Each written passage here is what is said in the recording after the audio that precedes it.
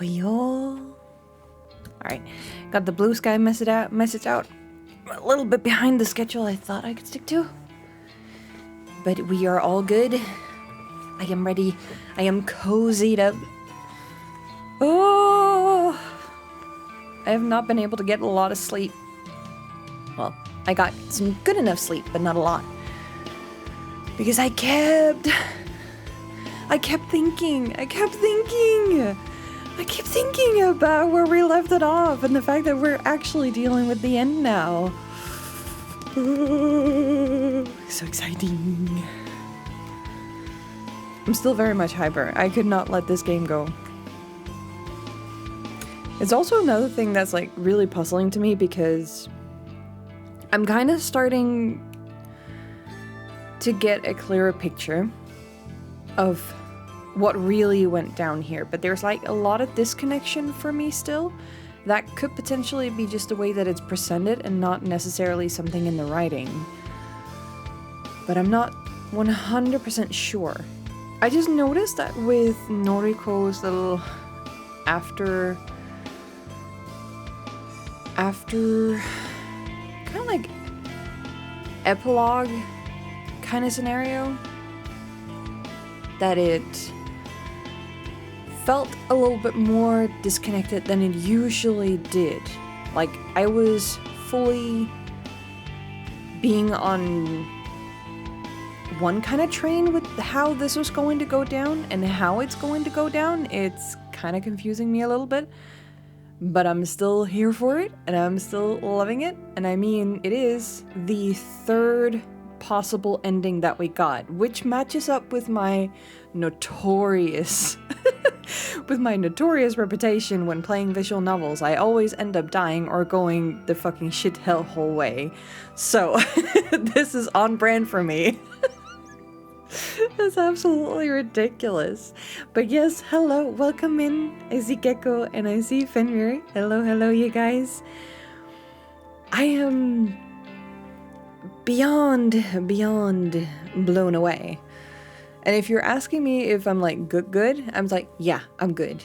If you're worried about the pinned message about the crisis prevention, this is something that I wanted to have had from the beginning with this game. Because my goodness, does this game have a lot of like heavy themes. I do recommending playing through the story yourself, but oof, it is a whole lot. It is a bite and a half. It is a bite and a half, mind you. So, that's why, even though it's for the very last one, I managed to get this up and going for the episode that we had yesterday when we did some reading. I had already set this up and working, so now we have this little hotkey. I don't have a hotkey on me. I still have to type it in just like everybody else, but it is there for everybody, and I have it listed in my commands below my stream. So even if you become a little bit worried, if you don't know, well, there is an easy way to just pull it up immediately. And the more people know that it exists, the better. So whenever we do get like some heavy themes in any kind of games going on, because it's probably not going to be the last time we meet a game with such heavy themes, knowing me, knowing the type of content that I really like diving into myself, it's probably not going to be the last time. So it's a nice thing to have. And if we can collect more materials for this, it'll be even better for the next time. So let me just recollect with the images here and put you over to the official game screen. I still feel so fucking bad. I can't believe. If there's any character I regret losing more than anything, it's Kochiro. I don't know why. Could just be me and my fangirl for the voice actor that's like topping in here. It could just be that. But my goodness.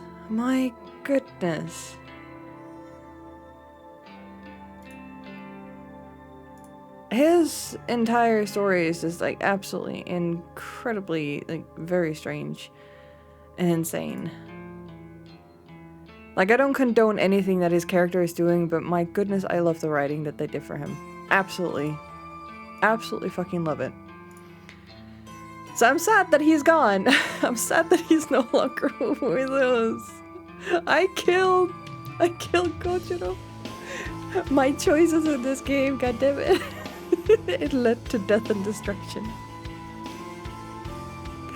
But let's round it up. Let's see. Let's jump in and see what the official ending has to say for us. And maybe potentially somewhere down the line we could go back and just do the speedrun through and just pick up on all the stuff that we didn't get in the game. So a completionist run, basically. Because there's 2 more endings that we can do. Though I'm not going to be reading through the entire thing once more, but we can... I think we can go back in and just do speed scroll, like they usually have for this. Skip mode, everything read only, yeah. So, if you replay the game, there is a possibility that you can go in and just do fast speed run through the things that you have not seen yet. And then we can catch any of the dialogue that we haven't seen or heard. And that would be really, really nice. But that is for a later stream, not exactly right after. I'm gonna let this cook for a bit, and then we can come back to it later.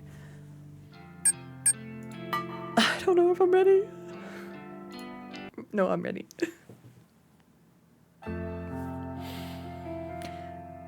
Good morning. Sorry I'm late.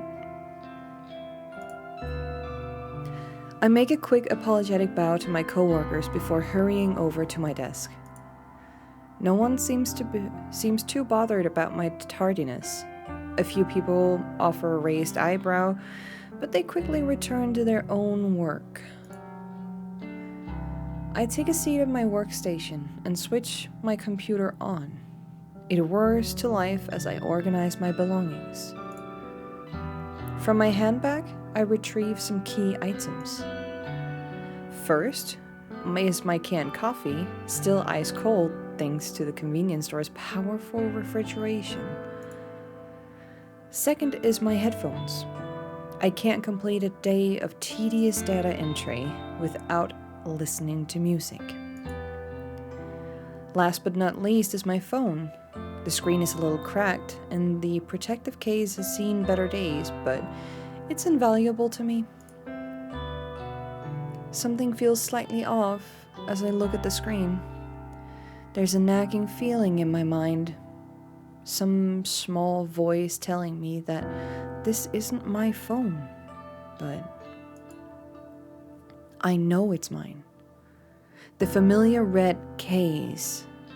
The spiderweb fractures inching across the glass. It's my phone, no doubt about it. Pushing the strange thoughts from my mind, I turn my attention to my computer. It doesn't take long to read over the day's list of tasks. I'll be continuing what I started yesterday. Easy. Noriko? I'm startled by the sudden vocalizations of my name. I don't know why. People call me by my name every day. Don't they? Oh, hello, Fujikawa.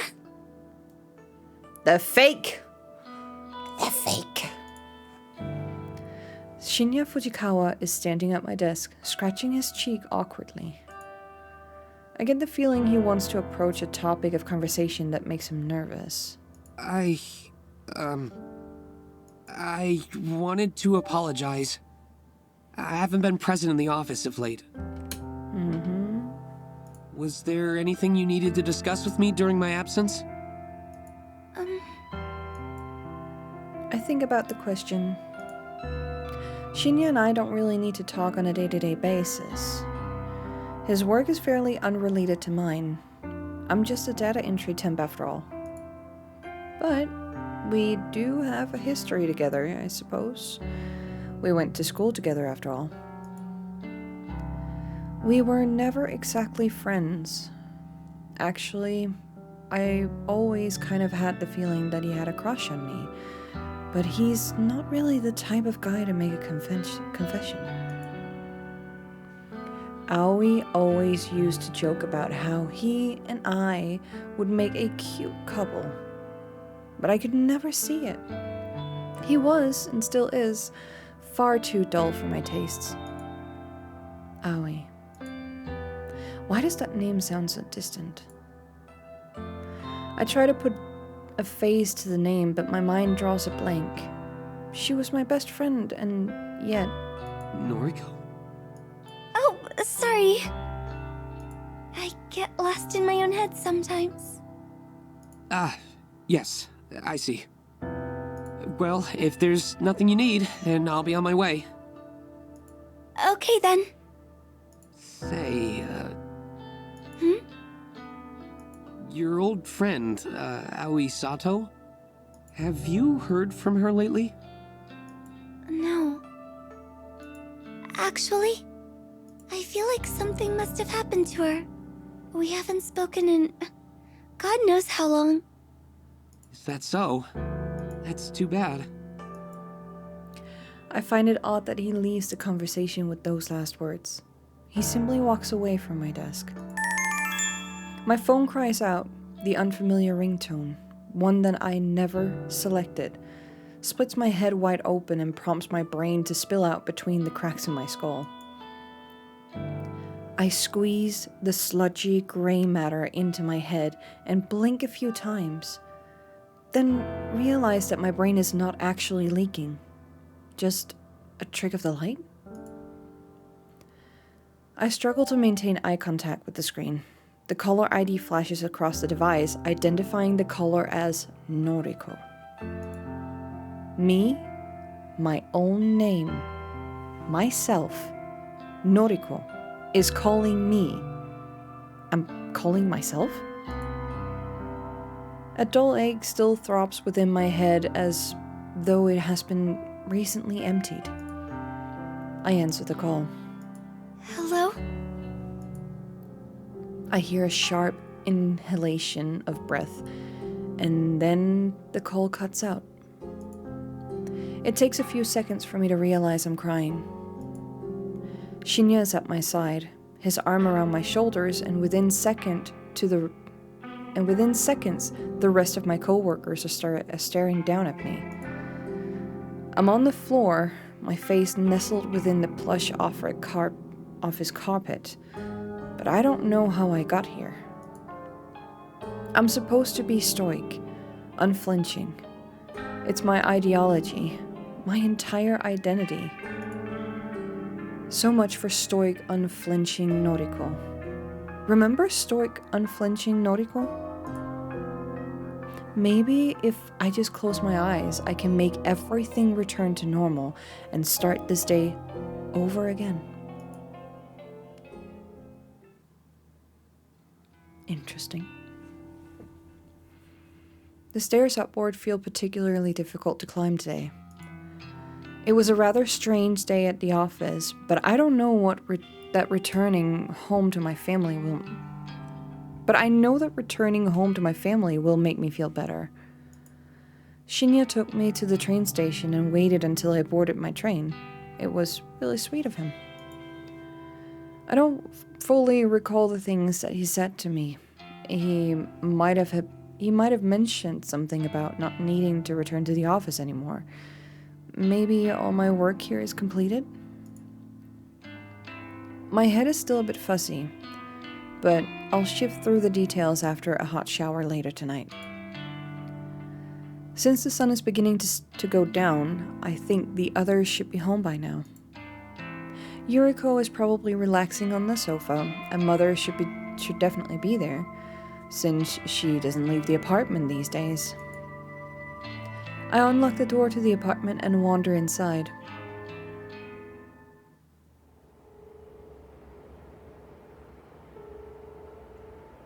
I'm home. Stepping through the open door is always a comforting feeling. It's good to return after a long day at work. There you are. Good evening, big sis. Good evening, Mom. Yuriko offers me a warm smile. She's changed a lot recently. Her foul, rebellious attitude disappeared when she moved in. Maybe she simply wanted our family to be reunited again. Maybe her delinquency was all just an act, a way of trying to deny what she really wanted. To simply return home. Mother, on the other hand, doesn't really regard my entrance. But that's nothing to be concerned about. She's always distant and aloof. Shall we order in tonight? I'm thinking some pizza would be delicious. Yuriko nods. The act causes a small clump of her hair to detach and flutter to the floor. I'm looking forward to a quiet night in with my family and some pizza. I never had the opportunity to enjoy these moments when I was growing up. In those days, I was simply grateful for the nights I could go to bed without a new bruise or gash to cover up. Mother used to kick me and slap me, but hang on. I look at her now, slumped on the couch, completely lost in her own world. That's not the mother that used to abuse me. That's not the mother that was married to my father. And Yuriko never used to stand up for me, but that's because Yuriko was never there when I was growing up. Where was she? I shut my eyes and try to shift through the confusing fragments of memory swirling within my mind. She's not my mother. This woman before me. She's Noriko's mother. That's it. That's how I know her. Wait.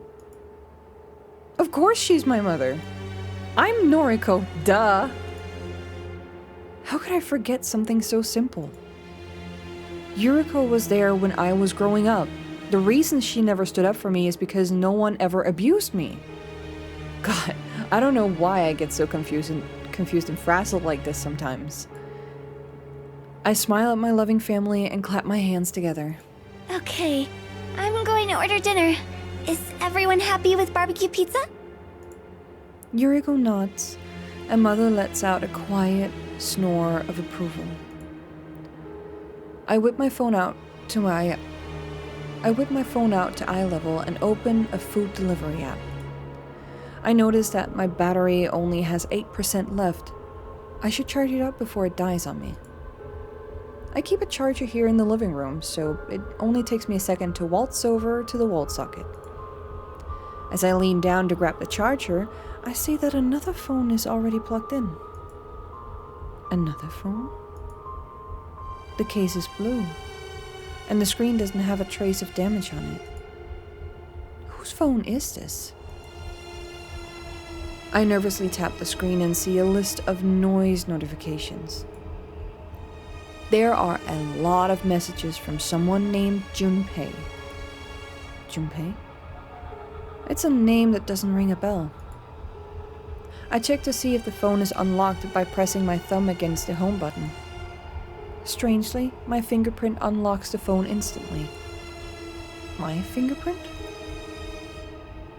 But this isn't my phone. This can't be my phone. The messages from Junpei all open in quick succession. Junpei free Wi-Fi. Babe, good news! HMU. Waiting for you. Coffee today? Are you mad at me? Talk to me. Why whittle cherry blossom? I miss you.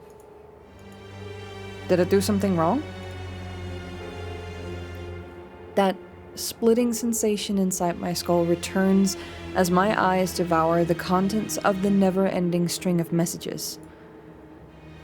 I feel like I know this person, but I can't picture a face. I can't picture any scenario in which we have ever met or spent time together. Why does he speak to me in such a familiar way? Wait, he's not speaking to me. Of course! This isn't my phone, so these messages were never intended for me. I throw the phone aside, happy to have broken free of my concern. It doesn't matter who the phone belongs to. It's not mine, so I don't have to deal with it. I plug my own phone into the charger and feel relieved as I watch the battery icon slowly fill up. Okay, Mom, Yuriko, I'm going to go take a shower while my phone charges. I'll order dinner after that. I promise. Thank you for being patient. For the first time in a while, Mother actively responds. Oh my god! Perfect game to show this horrid message. Thank you so much and welcome in, welcome in. How was your day so far? Did you have a good snooze? And did you have some lovely breakfast? This goes for everybody of you who are lurking in chat. I hope you guys have had a great morning, or a great evening, or a great afternoon, depending on where you are in the world. You're late, you thought you were starting around 15. I mean, I'm a little bit late according to my own schedule. I wanted to start somewhere around like 2, maybe 3, depending. So, you're still on time. No, not to worry, not to worry. I just finished a little earlier with the things that I needed to do, so I could start at the earliest possible time. I am sorry if I have misled you. But thank you so much for subscribing, and you're currently on a 2-month streak. Wait, didn't you already sign up for like 6 months or something? Or maybe this is just like that thing reoccurring once again. Has it been a full month since you've done that? Oh shit!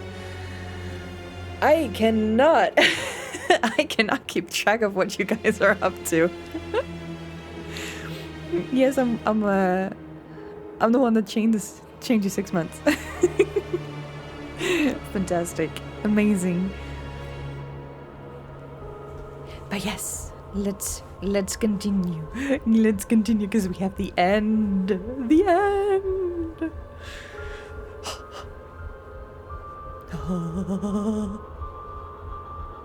We have the end.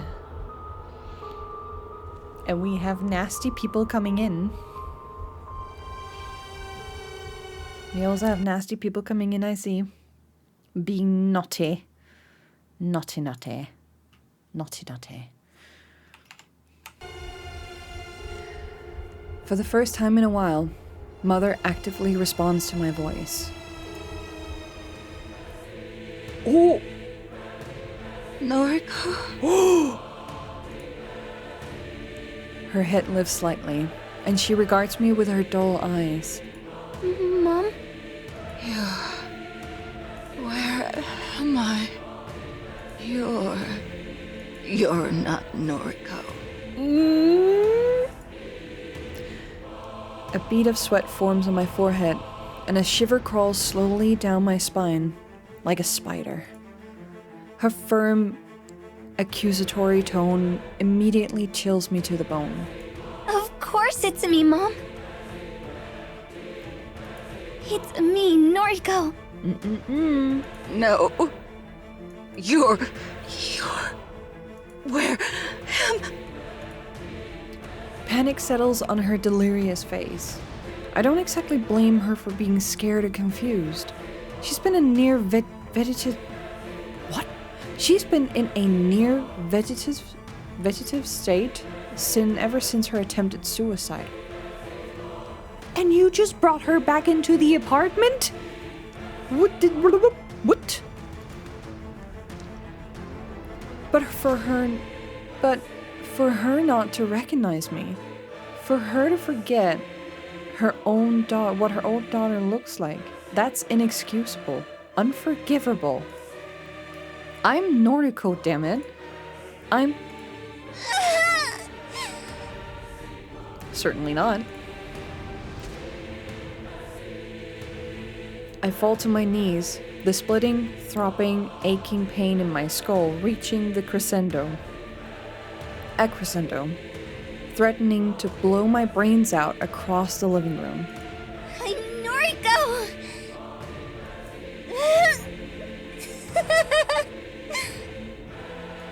Noriko Kurosawa! Look at me, Mom! Look at me! Well, I'm looking. Mother's eyes widen and she looks like she's going to vomit. She turns to see Yuriko, white and ghastly, in the seat next to her, and a tear forms in her eye. What have you done? What is this? Just shut up! Just shut up and be a part of my perfect family! Look at us! All three of us! We're the Kurosawa family, and we're finally back together! We're happy, right? And here I thought we had reached the peak of deliriousness from episode 1. No, not at all, not at all. We're happy. Holy shit. Still on my knees, I slowly lower my head to the ground and let it rest on the soft carpet. I barely register the sound of the door behind me opening slowly. After the creaking hinges comes to a rest, a strong voice floods to my ears. Yo, Harold.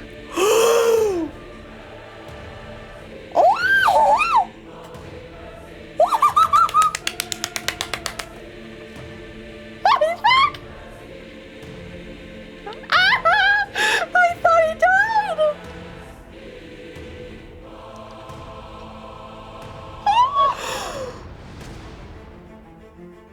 Oh! I thought he died. You're Noriko no longer. Got work for you.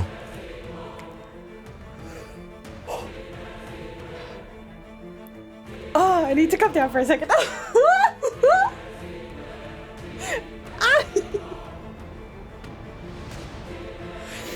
Oh, never believed the death of something dying off screen. He was the upper boss all along. I knew I loved him. Peak villain, Illogate. Let's go. Okay, strap in. Oh, I can't come down!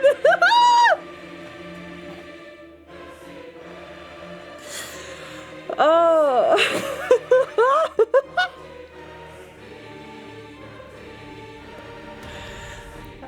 How happy I am that I am not in a reading booth for actual voice acting right now, because if I were sitting in this position and then suddenly hearing and knowing what's going on in the story, I would absolutely freak out like this. I would not be able to keep my calm.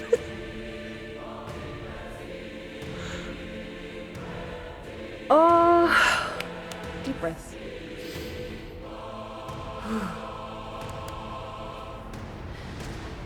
The source of the voice wanders towards me, and towers above my face down form.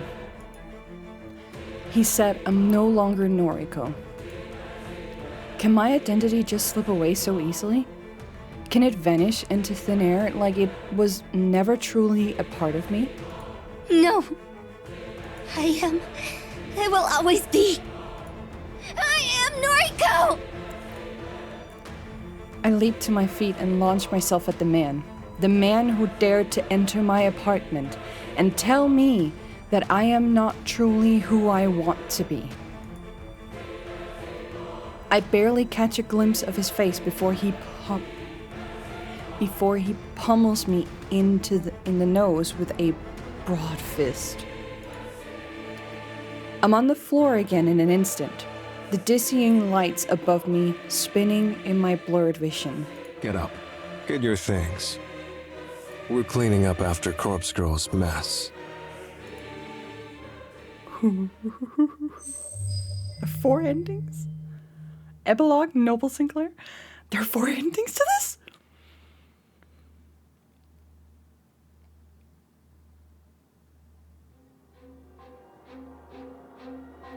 Okay, just a tiny little note. I am thinking of replaying, but not anytime extremely soon, but maybe in like a few months or so if there is like a situation or a good enough, what can you call it? A good time? A good purpose for it? Or maybe we don't have anything else planned or anything else to do.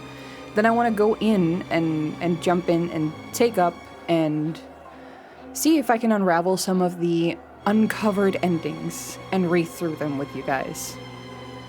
Just see how that goes. Maybe plan in an extra stream somewhere where I feel like, okay, I have too much extra time on my hands. What do you say we go back and visit this game? Kinda. I would definitely want to like visit it before a full year has turned, but I also want to allow a little bit of a breathing time between like two long-running games. So yeah, that's why I use that next time when everything has settled in a bit more. Yeah, because after playing this and after getting the ending, I also want a little bit of time to chew on everything that's happened. That's naturally going to happen when I also go back in and edit and that kind of stuff. And that's just going to be, But my goodness, now I'm just excited. I need to see Kojiro in his full form. I need to know if his arm is still attached. I need to know if he actually lost his arm or if he just barely got away.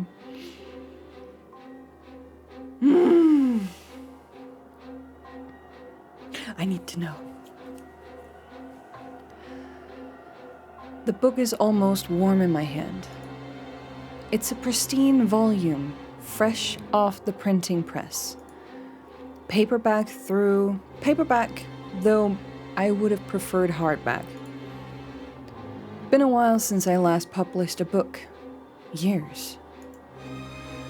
The few fans I have probably thought I disappeared off the face of the planet. I did, in a way. Not my fault. Death is death. Noble Sinclair died in a fire inside his family home. That was a long time ago. Even though my name burned to ash, my body survived. Had to pick up a new name after that. Can't wander this planet without one. This body went on living for quite a while with a new name. I even grew to like it. Then the strangest thing happened. Another fire. Inside a morgue.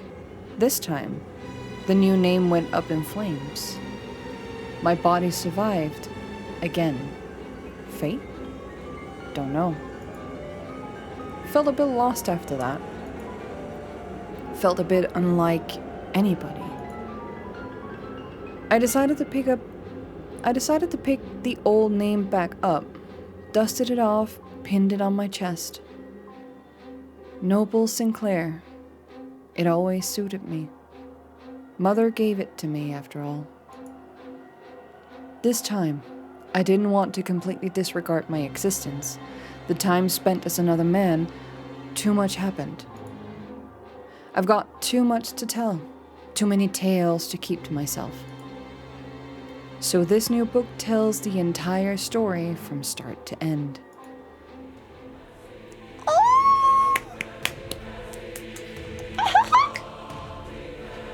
Here we go.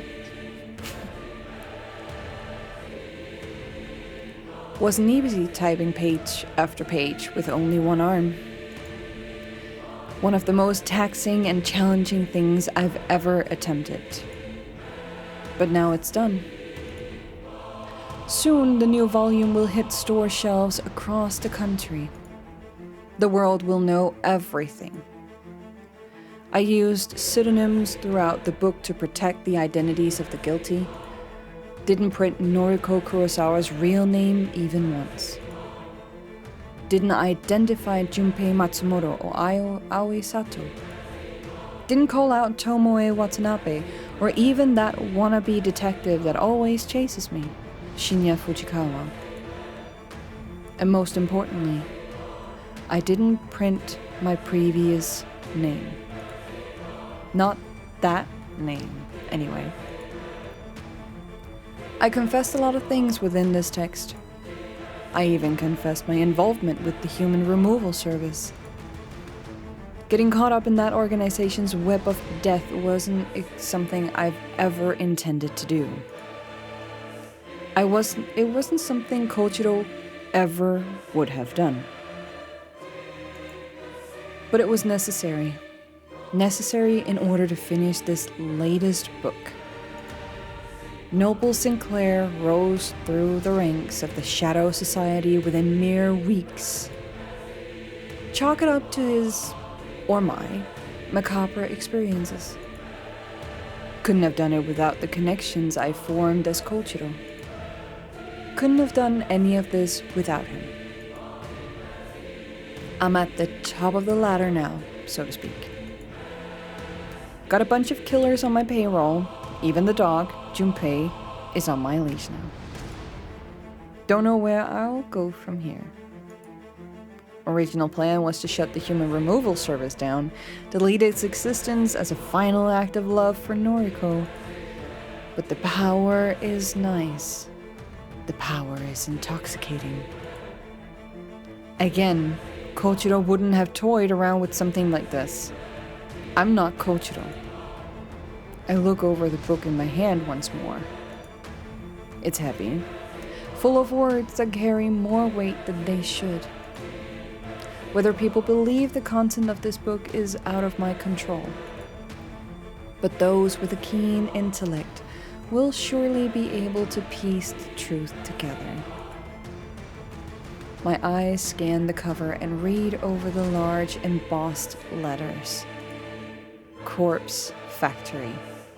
A novel by Noble Sinclair.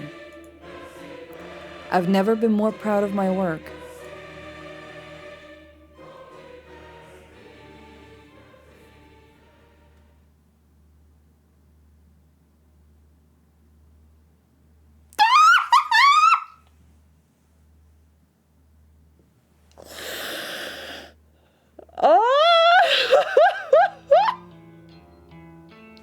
There you have it.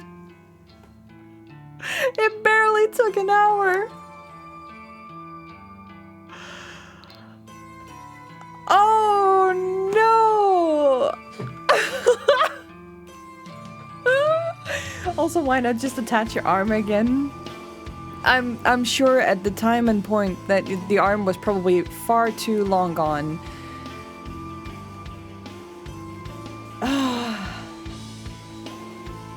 What the fuck? Okay. So, endings. What is it gonna tell me here? I wanna see. Let's just like, which ending would you like to view? And there you have it. We got ending Hell C. We have A, B, bonus, and epilogue. Alright. So there's a true, false, and Hell. We got Hell.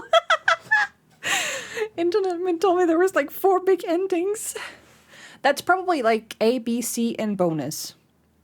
That's probably the main 4, and then you have the epilogue, which is... I don't know how you would get to that, but there, as like, from what I can see right here, there is a lot more to be unraveled. We are not done, but I am cool. The fact that I got ending C, Hell, is just so uncharacter for me. Remember in the beginning episodes where I talked about every single time that I did a visual novel, an otome game, whichever butterfly effect kind of story, that I would always end up with the most fucking shit show version of an ending possible. For whatever reason, I always end up dead. I always end up in the most like gnarly stupid situations possible. And this is just proof of that. It goes down in history. Just another pin on my board of endings where I just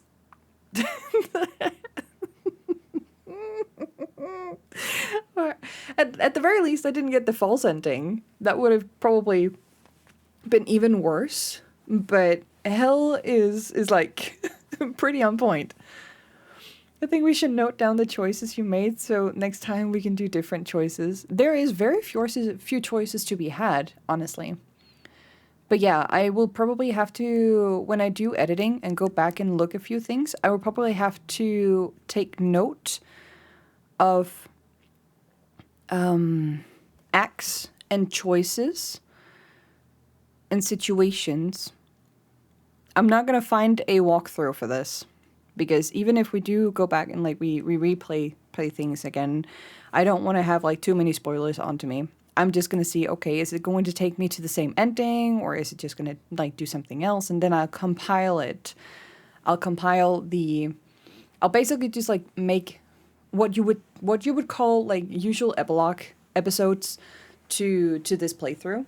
And I'll just like do part 1, part 2, part 2, part 3 for like extra like completionist run, so that whenever we do a live stream and we go through something, I can push out that in edit as well and just say, this is what we uncovered in the first one, and then we go back in and do another one. Just to see how is it actually, like, what do you need to do in order to get to the different endings, and how is that actually going to look like, and what is my own way of getting to those gonna look like too. You want to watch the full anyway, so you can note them down for you as well. Like by all means, if you do find, like, just screen cap. You can just screen cap and like and write a little note and just post it. Maybe I should make on the Discord channel. Maybe I should make a channel specifically for Corpse Factory. Under, like, make a category called games and then Corpse Factory, and then we can share all of our stuff down there. Just in case somebody wants to be like spoiler free, they can just mute that channel altogether, and then we can go ham. Let me see. Yeah, I'll do that after stream. But wow, wowie,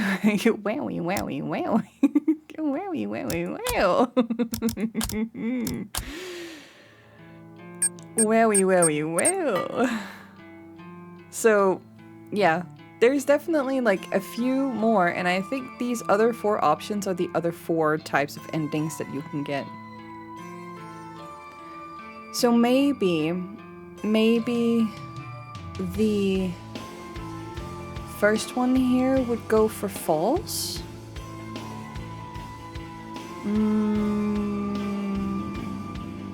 I'm just deducting. This image here could probably be the false ending because it's ending super soon. Then this could possibly be bonus, maybe. And then there could be true. No, maybe. I don't know. What is this? Do I dare to click on this crow factory? The biggest part of the story would be the same, I guess. So something's different. Yeah, as well as the ending. And that's where extra dialogue will come in, either for us to be reading or for the characters to be voicing themselves. And that won't be skipped. So when we do a speed run, then it will naturally just skip over everything that we've already gone through and go straight to the stuff that we haven't done yet. So it's going to be super easy, it's going to be super fast going through. So it's not going to be a super long session just like we've done over the last few weeks. What is Crow Factory? Kaka! Narika! Kurosawa! Okay. What? What is this? I've always liked the shape of my wings. Ka! I can be critical about other parts of my body, but I'll never complain about my wings. Ka! With or without feathers, I think they look great. Ka-ka! Mother used to tell me I inherited her wings, and my big sister inherited father's wings. To be honest, I don't see any of father's feathers in myself or my sister. Ka! But I do agree that my wings are exact replicas of Mother's. Mother doesn't fly too well anymore, and that might be something I have to also worry about in the future. But for now, my wings are perfect, caw, and I couldn't be happier with them. Today's morning ritual is the same as any other workday. I'm a slave to the shiny things, and I am not proud of it. Caw-caw! Call me a caw-po.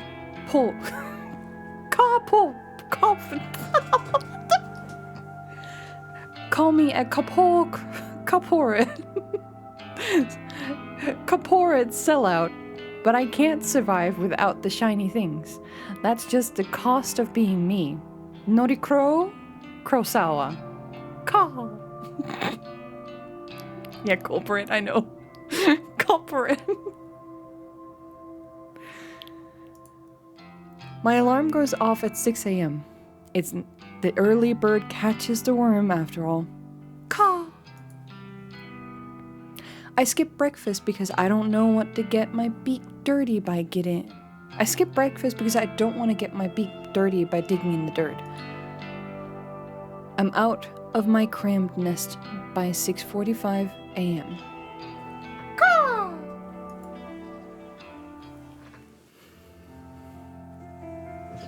What is this? The static drone of workplace noise fills my ear holes. Chirping, ringing noises, feathers tapping against keyboards, photocopiers. Even the steady low hum of the air conditioner contributes to the overall din. Caw.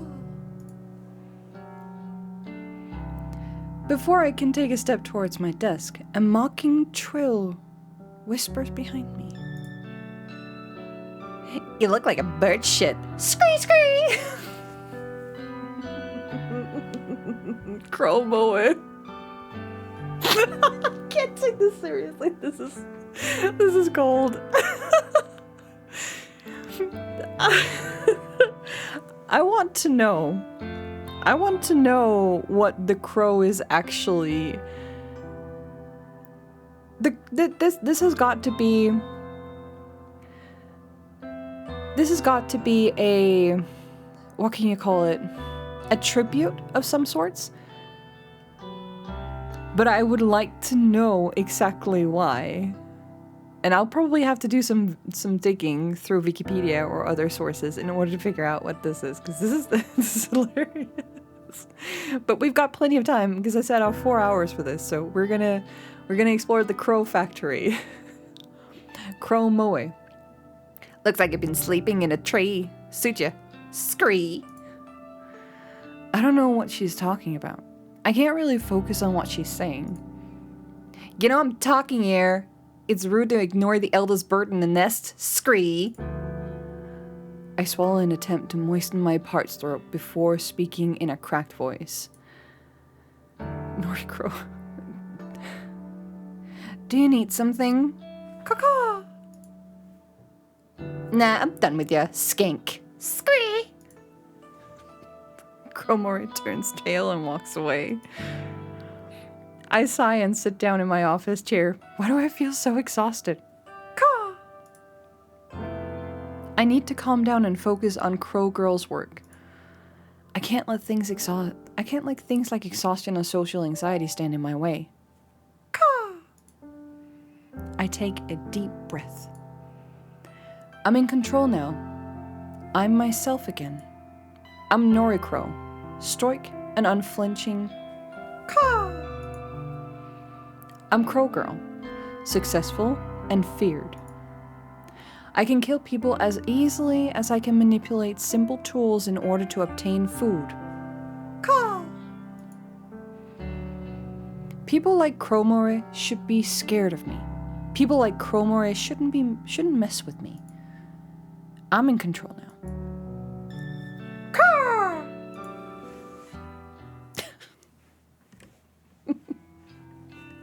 Oh, so we're just getting a bunch of scenes here. We're just gonna get a bunch of scenes with all the different characters. Okay. So the first scene with Tomoe. Like the first scene introduction with Noriko, Tomoe, Kotaro, Shinya, and Aoi, I bet. I decided to visit an old favorite hangout today. An old perch, if you will. Public libraries don't get the credit they deserve in this day and age. They're quiet, calm, soothing. I can sit here for hours, for free, and just get lost in different worlds. I don't feel judged here. Nobody looks at me and mocks my feathers or my beak.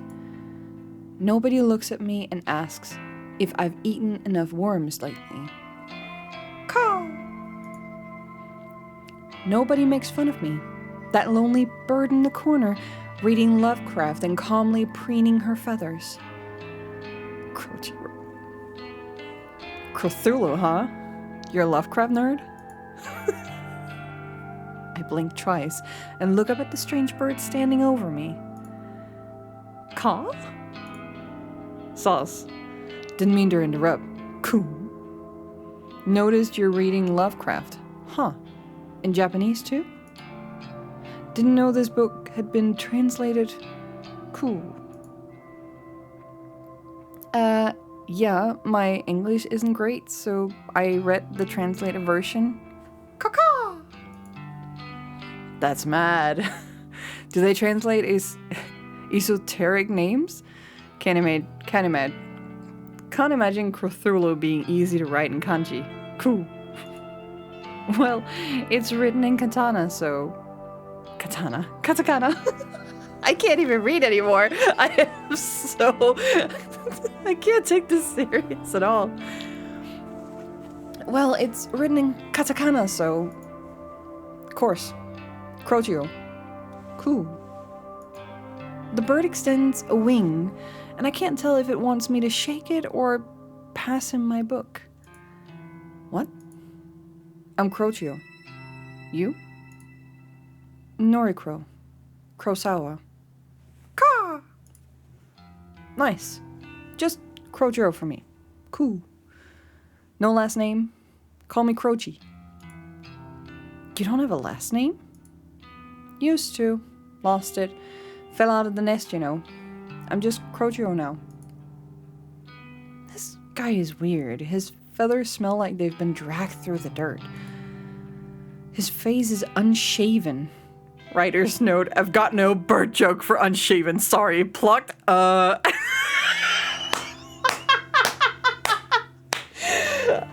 hands up.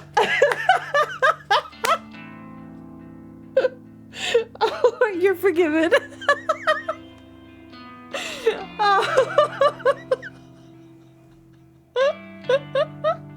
Oh, you're forgiven. This is just a pure delight anyway. Oh no. And his eyes are scarily clear and focused, despite being masked by a pair of thick... Didn't mean to keep you. Sauce again. Later. And without so much as a glance back at me, the bird hops away. I try to return to my own thoughts, but that whole conversation just replays back in my head. What a bizarre encounter. Caw! Maybe I'll just head back to the nest for today.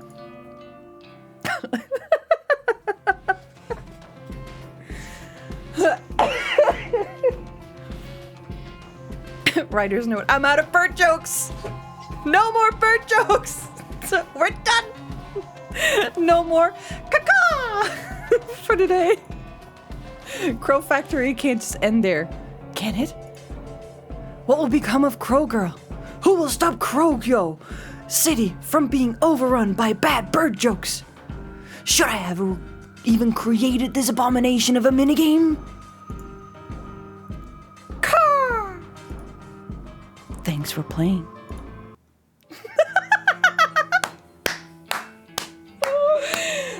Hands up, applause.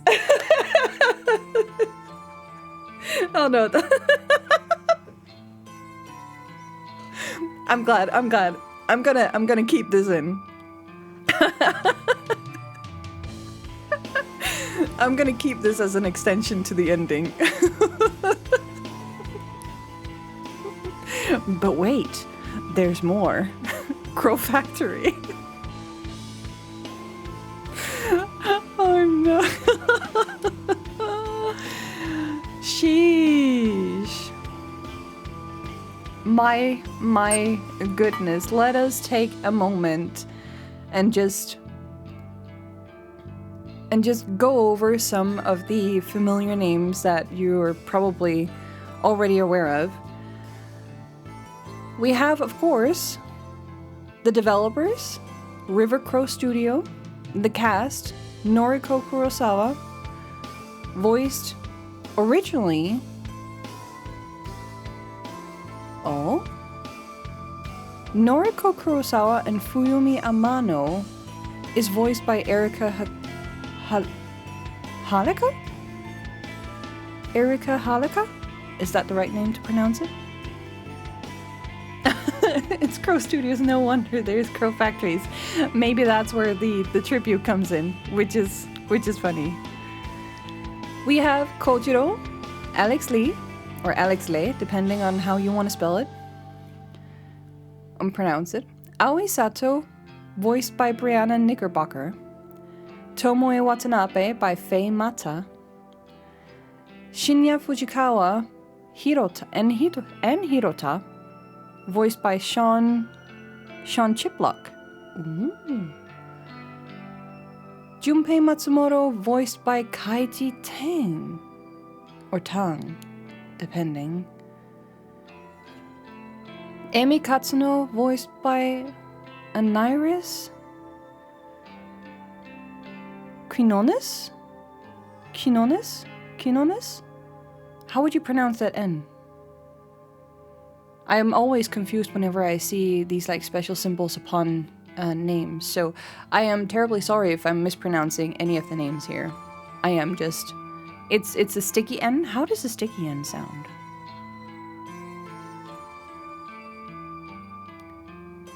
Quinones? So Aniris Quinones? So it acts like a double N, basically. At least in Danish, if you have double consonants, they act like in a sticky way, similarly. So it makes the consonant dragged out.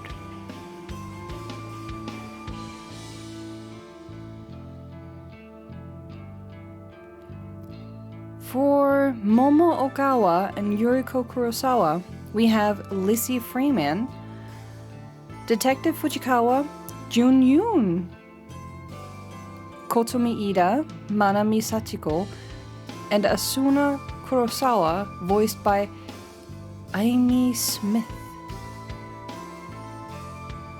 It's either Amy or Amy, but I am more... When I see something that looks like an Asian name, it kind of puts me in the A instead of the A vocals. Again, if you're watching this on YouTube and you hear me pronounce any of these names wrong, please bear over with me. I will probably come across the names again sometime later on, and then I'll figure out how to pronounce them better. So I'm just wanting to give a little bit of a shout out to all the amazing voice actors, and there's even like a few character names in here that I haven't come across yet. We have Kenji Ogawa by Alex Shee. And then the staff, character art, event illustrations by Kyo, which is a Japanese name. It looks like Chinese characters almost, but I'm pretty sure that they're Japanese. This is like Japanese. I don't know which one of them it is. It's not kanji. It's not the borrowed English ones, it's the Chinese versions. Eme? Oh, you mean Kyo? That's kanji? Okay. I'm still terrible at Japanese, the different Japanese like letters. I'm terrible. I'm terrible with those.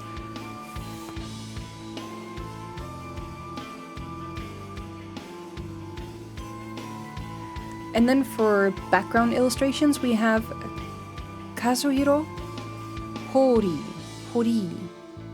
Kazuhiro Hori. Original soundtrack is also by Alex Shi. Oh, I'm probably gonna have to look you up on Spotify. Korea hardly uses them, yeah. But at least for Korean, it's easy enough to tell the Chinese characters apart from Korean Hangul. So like in Japanese, they're way more similar, so it's harder to tell them apart sometimes. It's either like, oh, this is more convoluted, it's more condensed, and you can't really tell what's in this box of blurred lines, versus for some of the others where everything is like a little bit more separated. And then we have the theme song Strange Flower credits, composed by Alex Shi, vocalized and songed, performed by Emmy Evans. On piano, we've got Rob Kovacs. Cello, we've got Mason Lieberman. Oh, that's a European name. Mix engineer is Masahiro Aoki. Score engraving assistant by Thomas Misson. Lead developer, Zach Ford. Oh, lead developer versus story, Zach Ford. And then the Crow Factory illustrations by Sarah Ford. Oh, I think we have some family ties right here. Oh, that would be very obvious though. Additional resources, sound effects used under license from Fusehive, developed using Unity, and developed with Nani Novel. Ooh, those are like a few things that I want to note down for my own visual novel too. Interesting. And we've got a bunch of lovely, lovely backers from all Kickstarter. All of these lovely, sweet humans who went on and supported the game's production. I am, as a player, as somebody who very much enjoyed this entire journey, thank you to each and every single one of you, both the developers but also you guys who went ahead and chose to back this project, because I am absolutely in love with this story. There is so many of you, each and every single one of you. Thank you. Thank you, thank you, thank you, thank you for helping bringing such a pleasant experience to life.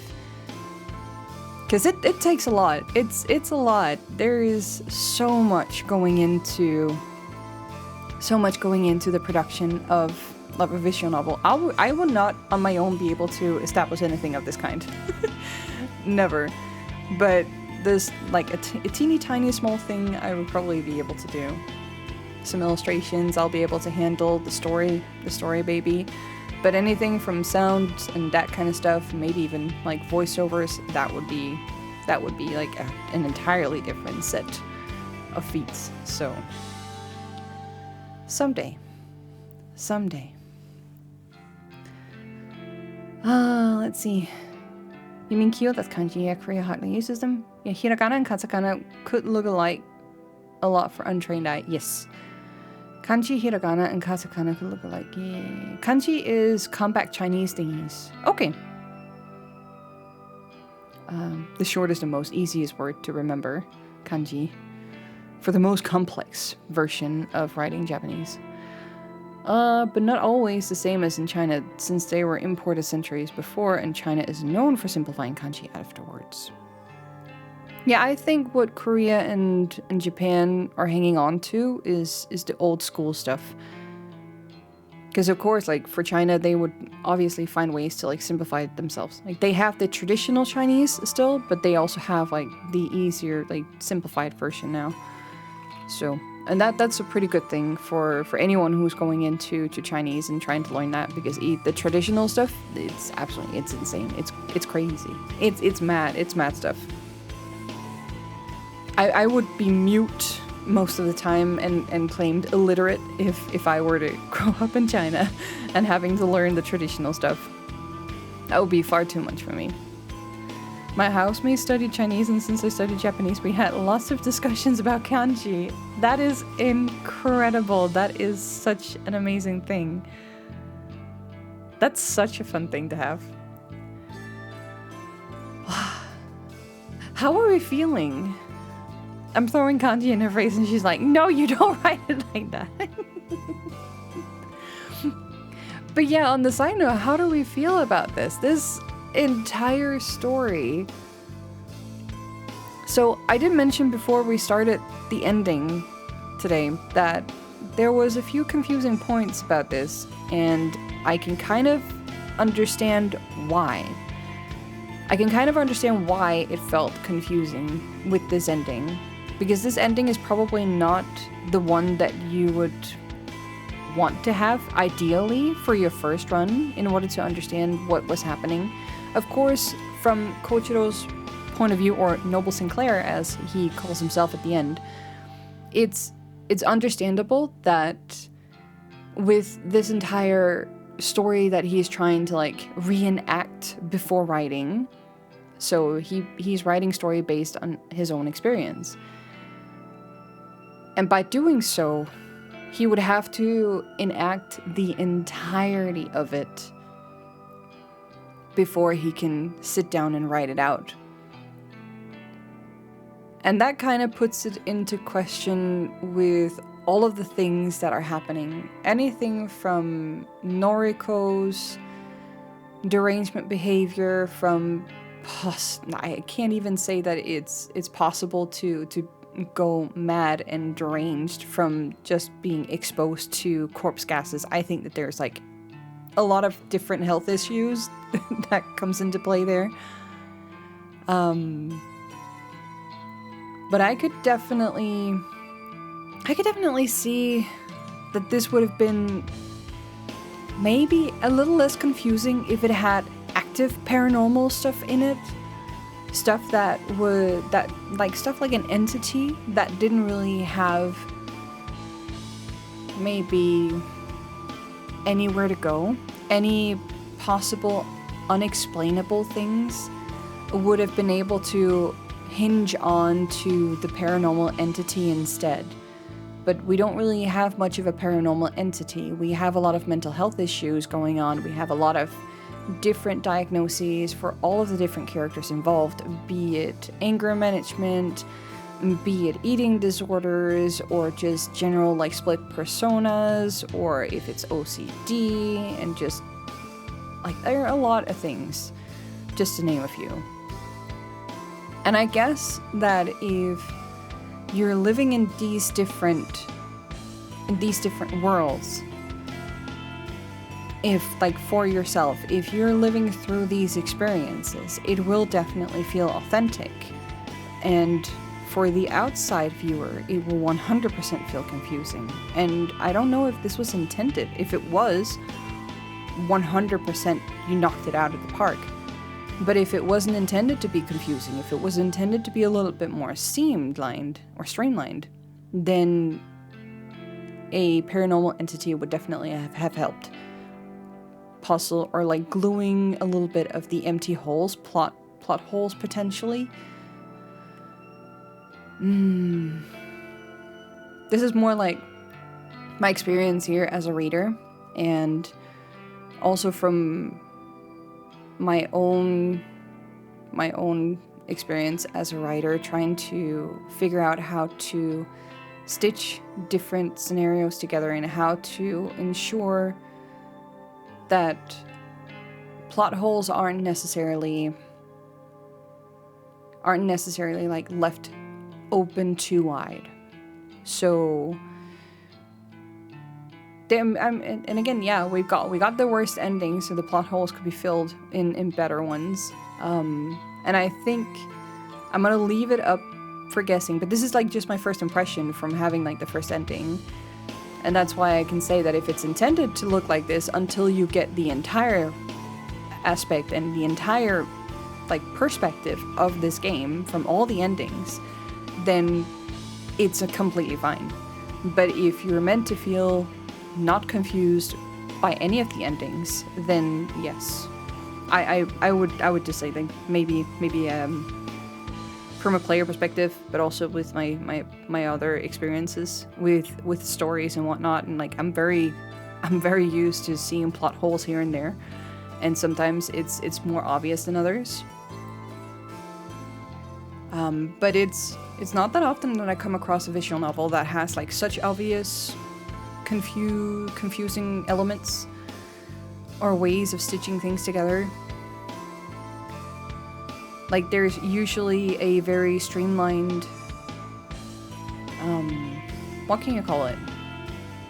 It usually feels very whole and unique if you go down that one path. So just thinking of that alone, there's definitely like a few aspects here and there that could probably be like approved of. And I think this is just from like maybe too few scenes.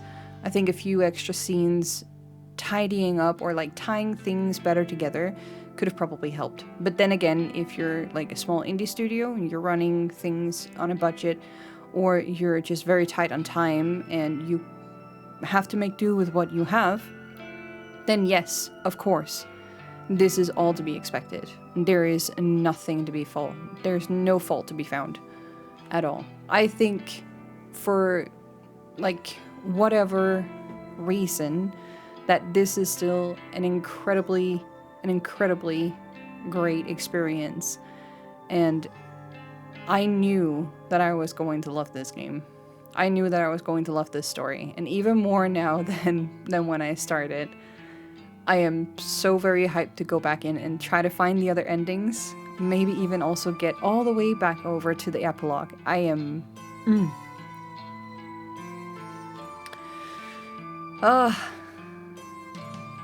we have more to be done. So I thank you, each and every single one of you who stopped by throughout the entire playthrough. For those of you who are watching this on the VOD over on my main channel and listening to this little afterwards, thank you so much for watching. I will be back and completing this because I absolutely adore this game. And there is nothing else that I can say but thank you. Just really, I am incredibly happy to have had this experience. I rarely ever get to find games that really capture me like this, so.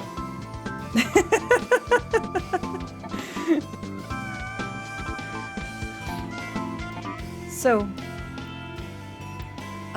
this is where I'm gonna leave the YouTube video, so I will be cutting it here and continue stream. I'll see you guys next time. Bye! That was a terrible round out for a YouTube video. I can probably do that better post-editing. We're not ending stream! Just saying, we're not ending stream. We're not done yet. We're not done! We're not done! Calm your balls. Sit down. We're not done. We not done. So, yeah, what? We have... You said 3 hours. We probably have more closer to 2.5. Just snip the audio and do it over. Yeah. That, or I can easily like find the loop. Find the audio loop and clip that in. It's not gonna be too much of an issue. Do another ending in 2.5 hours. At least we could try. We could try.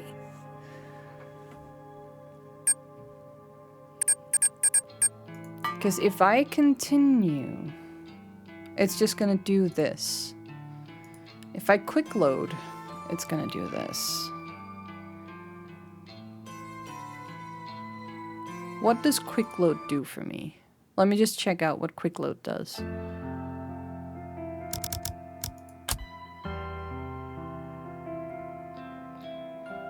Okay, so quick load loads on these points. Let me just see. Is it the same for this one? Because I know that there's three points.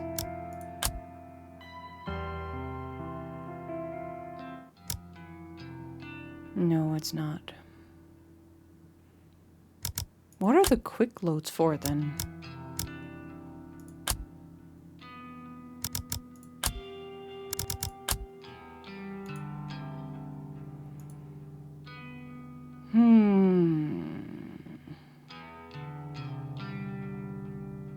In which episodes did we have... You know what, I'm just gonna take it from the beginning. No, did I already...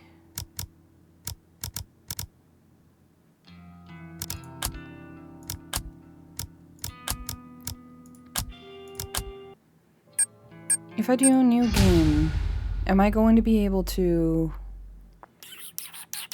skip? I want to know if I can skip if I do new game.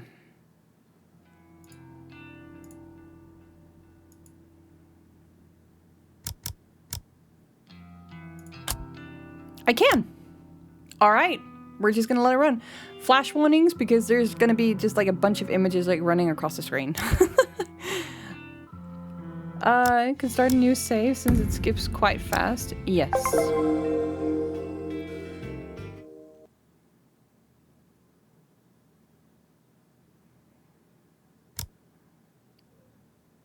Oh. When I get home, I can barely contain my nervousness. I'm shaking as I open the door to my apartment. By the time I walk through the door, the sun has already started to set behind the backdrop of the city.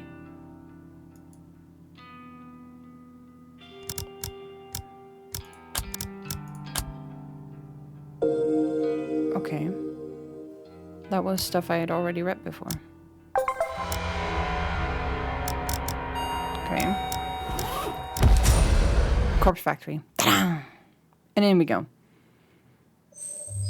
Act 1. Noriko Kurosawa. I'm reading this out because you guys can't see it behind my head.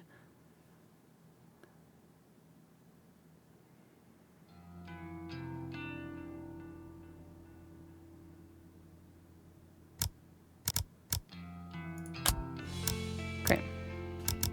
So it's just, if it switches between major scenes, it just pauses. And then I have to stick it up again. The lipstick crow scene? Yes. We're getting a very fast rerun of what we've gone through.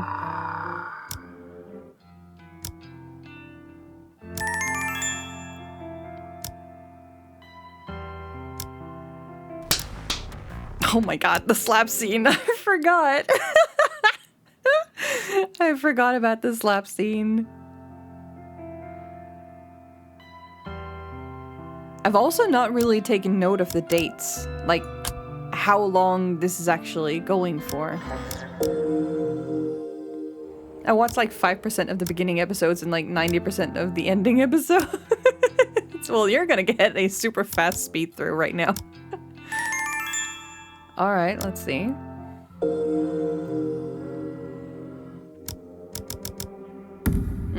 We're going through the first cases.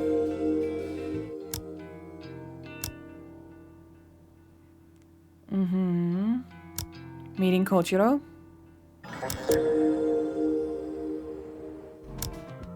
Having the meltdown in the bathroom.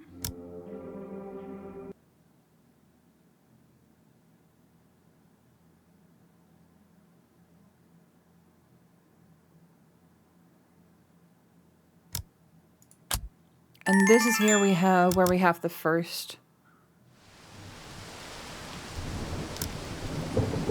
I don't remember what choice we made because I watched the prologue with you and I missed the part I wanted not to be spoiled at first, so I tried to dodge watching it, but then I saw some fun scene and I got hooked, and then I wanted to see everything to the ending. Okay, so what was it? Let me look it up on VOD, in your VOD YouTube. Yeah, I'm pretty sure that I was very much on the fence between these two. I was on the fence between these. I need to take notes. I need to take notes. Let me make a note on my phone here. Just to keep track. Just to keep track.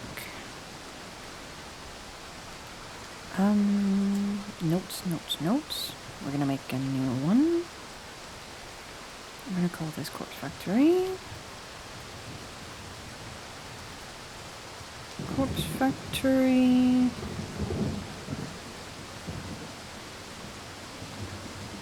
And then we say choices. Oh, why am I writing in... No. Why is my text dark? No.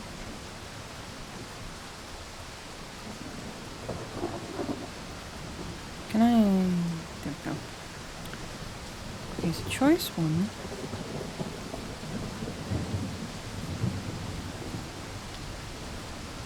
Choice 1, it's between...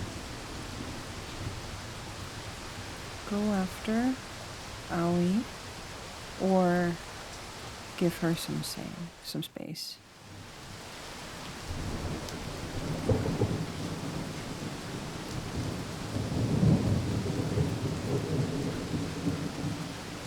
And then this could potentially be, yeah, we can do this. Yes. And then we have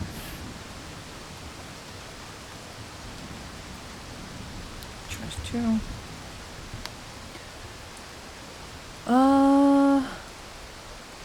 Would this be episode 1? Possibly 1 or 2. Maybe the end of 1 or the beginning of 2. I think it's the beginning of 2. I'm pretty sure.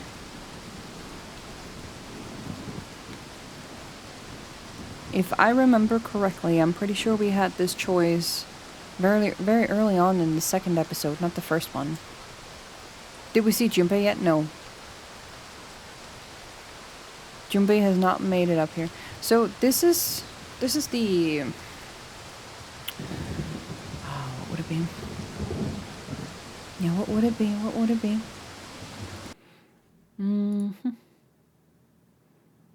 At the ending of 1, you see Junpei. Oh yeah, that's because we did 9 hours. It's because, yeah. Then it's the middle. Somewhere in the middle.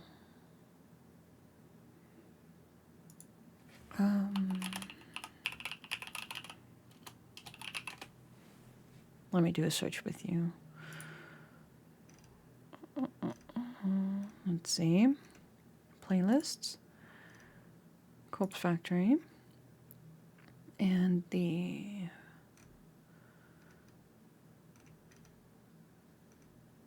Oh, I have forgotten to put the other ones. Okay, so in the middle here. Let me just see. That's the slapping scene. We got the book. And then we have the call with Aoi, and Aoi leaves. It's the very end. It's around 7. Okay, let me see here.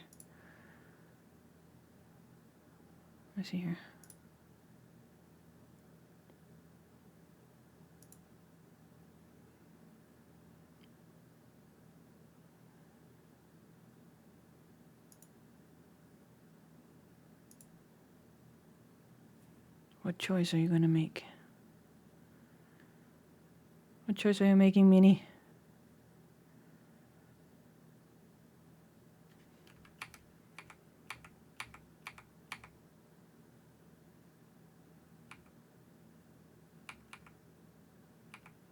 Nope. What was that? Go after. We go after Aoi. So that was the first one. So in the first playthrough, we went after Aoi instead of giving her some space. So that one on my notes gets a check mark. Check. Where is the check mark on my phone? There we go. Okay.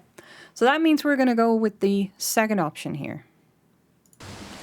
That means we're going to go... Oh! You're looking through the wrong one? Oh, it starts with 4. Yeah, it has the latest one at the top. I should probably change that now that it's done so that it starts with number 1. But always read the tag. So we're gonna give her some space. We're gonna give him some space. Aoi is gone, and I didn't lift a finger to try to stop her. I know her well. If I chase her, pursue her, then she'll just resent me for it. It took a long time for her to heal the wounds I inflicted last time I pursued her relentlessly. The best thing to do is to give her space. Let her sort her own thoughts out. I'm just gonna make sure that I haven't read this already. I have not. She'll talk to me when she's well and ready. I just need to be patient with her. My phone rings, the sound slashing through the patter of rain.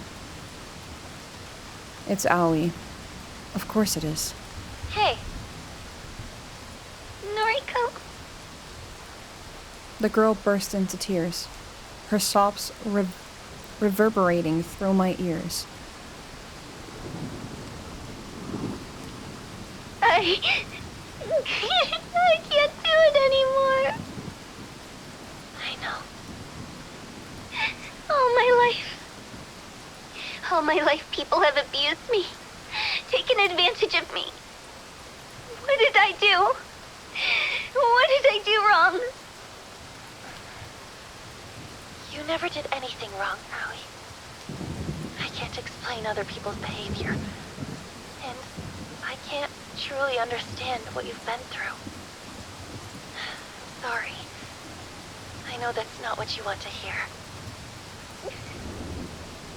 What do you do when it all gets too much, Noriko? Me? Well, I mean, you know me better than anyone. When it all gets too much, I run. I hide away. I tuck myself in my apartment and swear to never leave the safety of its walls. Put it this way. I don't deal with things as well as I should. Me neither. When things get overwhelming, my mind feels frazzled, and everything just gets worse and worse. I get caught up in little rituals, little habits, and I can't break free. I can't tear my mind away from the repetition, from the endless doubting and second guessing. I know. I can't keep going like this. Something has to change.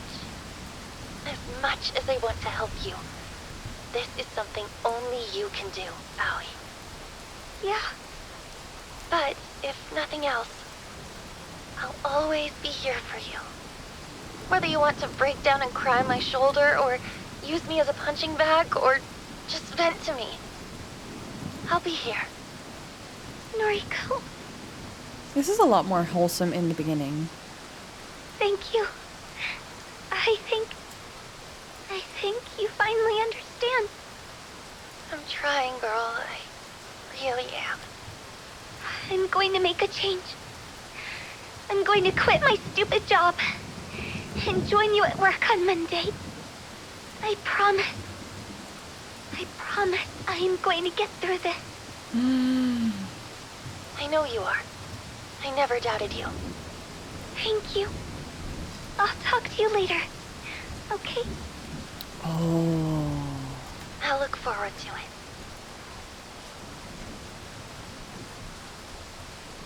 Aoi and Sakal. I'm not sure if I feel better after that discussion, and I can't honestly tell if Aoi feels better either. I sigh and look up at the thick cloak of clouds above. The rain continues to fall. Fascinating. Is this a new scene? Today drags on and on. Since I don't work on weekends, I never really know what to do with myself during my free time. Nope, it's not new.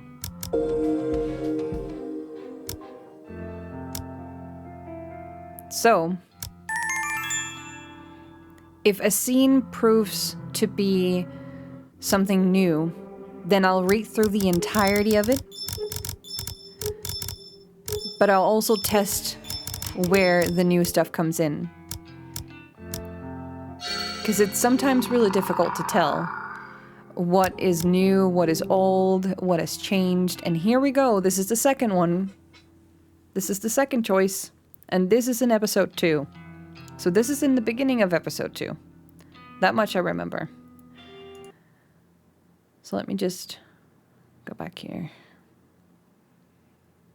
We have that whole concession with Tomoe. I'm taking a break, leaving chat up to make their choice. I'm going with the middle one, thanks, but I'll be fine on my own. All right. Just gonna note this down. Choice number 2 was between... It was between 1, I don't need you to protect me.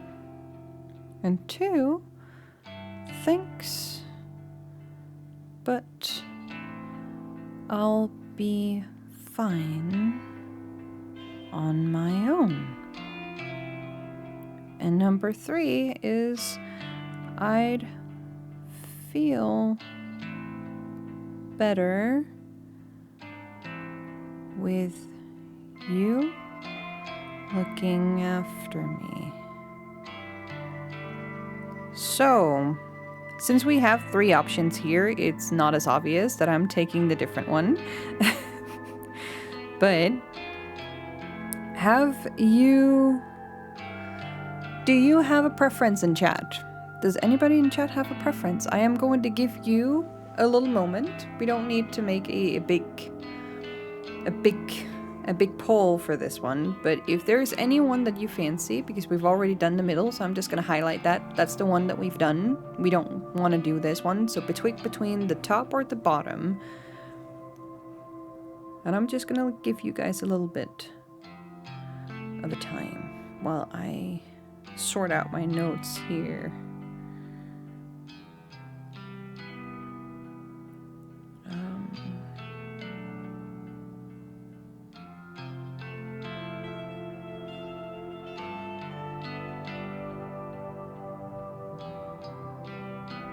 This one.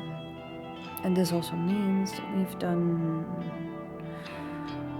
Oh. I can do checkboxes? Holy heck, wait a second. I can do checkboxes in my notes? This is impeccable. This is even better. This is even easier. So we have done go after Aoi. We've given her some space. We've done thanks, but I'll do fine on my own. And then choice 3 is gonna come up, and then we're gonna be having a few more options there. Ringhai, you're settling in for the third one?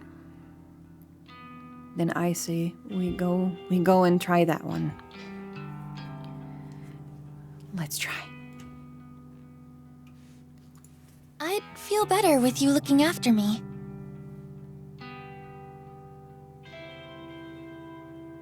You're damn right. Ain't no one gonna protect you as good as me. Tomoe reaches forward and ruffles my hair in a tomboyish manner. I grimace and bear it until she's satisfied and retracts her arm with a laugh. Now what are we gonna do? I don't totally believe this corpse girl person really exists, but still. Something or other killed Akane Tsurumaki. Pretty sure it wasn't suicide, what with the photo and all. Since you got one of them photos too, I reckon someone's out to get you. Yeah, about that. How about we hunker down at my place after work? Gals' night in, right? If someone tries to break down the door to get to you, I'll show them what's what. She really is insistent. I almost can't believe this is the same girl that slapped me across the face last week. I feel like we could almost be friends at this rate. But what happens when she finds out I'm not actually in danger? Will she think that I used her? Betrayed her? What if she finds out that I'm Corpse Girl? That would probably be the trigger that provokes her into slashing my throat herself. Tired as I am, and feeling weak of will, I simply not. Sure. Let's go to your place after work. Yeah, that's what's up! We'll do a snack run, okay? Gotta have chocolate and cake on a night like this. All of a sudden, she freezes and stares intently into my eyes. Shit. Sorry, I didn't mean to... It's fine. Snacks sound good. Hey, don't feel pressured to eat, okay? I got a big appetite, so nothing will go to waste. Oh, that's actually kind of sweet. She grins, looking proud of herself. My expression softens somewhat. Somehow, Tomoe is displaying the minimum amount of human decency, and yet, it's very touching. We've somehow broken down the wall between us and removed the animosity that has hung in the air since the day we met. Suddenly, she reaches out her hand, the photograph held gently between her fingers. Here. Better you have it than me. Looking down at the photo, it's pretty clear that it's me in the image. I suppose it would be best to delete this evidence. I shred the photo carefully, making sure to completely destroy any of the defining features in the image. With the photo completely ripped beyond recognition, I toss it in a nearby bin. Tomoe smiles at me and we enter the office building, side by side.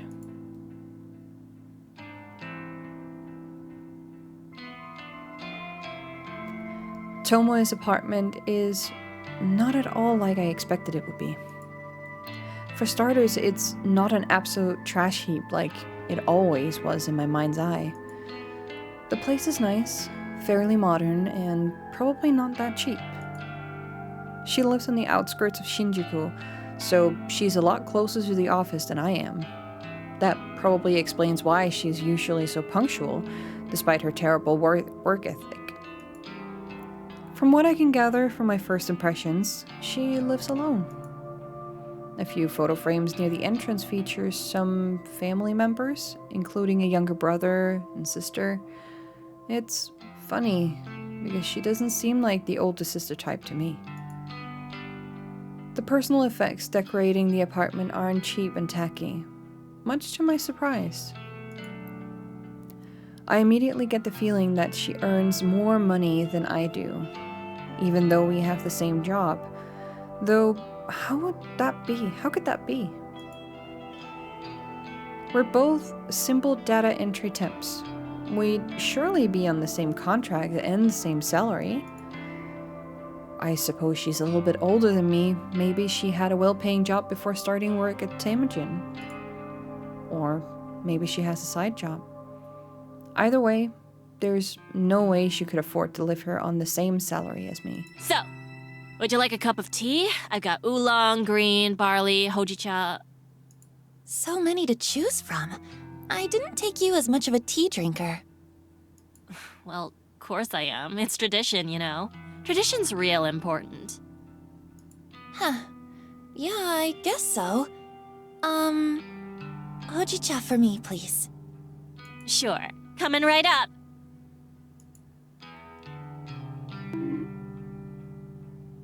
Hello, Pan. I did see you sneak in, but I was not gonna be breaking up the entirety of the scene. We have completed the game officially, done a little bit of a digging, we've read through the credits, and we've even explored the little side game, the Crow Factory. And we are now attempting the first part of the completionist, because we do have a lot of extra time left over. So I'm saying that since I've already set time aside, let's just dig in. So we've gone through the first two questions now, the first two choices, and gotten two new scenes that we can add in. That means that for choice 1, we've done both of those. And for choice 2, we still need to make one fatal choice. How many endings are there? We have established that there are 4 main endings to this game. And for that, we also have an epilogue. So we have ending A, B, C, true, false, hell. We've got hell as the first ending. And then we've got a bonus ending plus an epilogue. So there is quite a bit of extra stuff to go through. So I'm quite excited. I was the ending definitely won me over. I was happy to see that my boy Kochiro wasn't dead. He very much in fact survived the burning fire, and he came back triumphantly. Like a true villain. Like a true villain, master villain type. Just a little of a spoilers.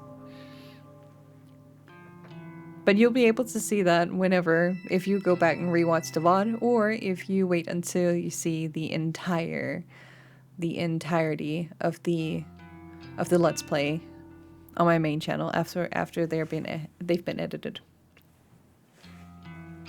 Villains are usually fireproof. Usually. Very much usually.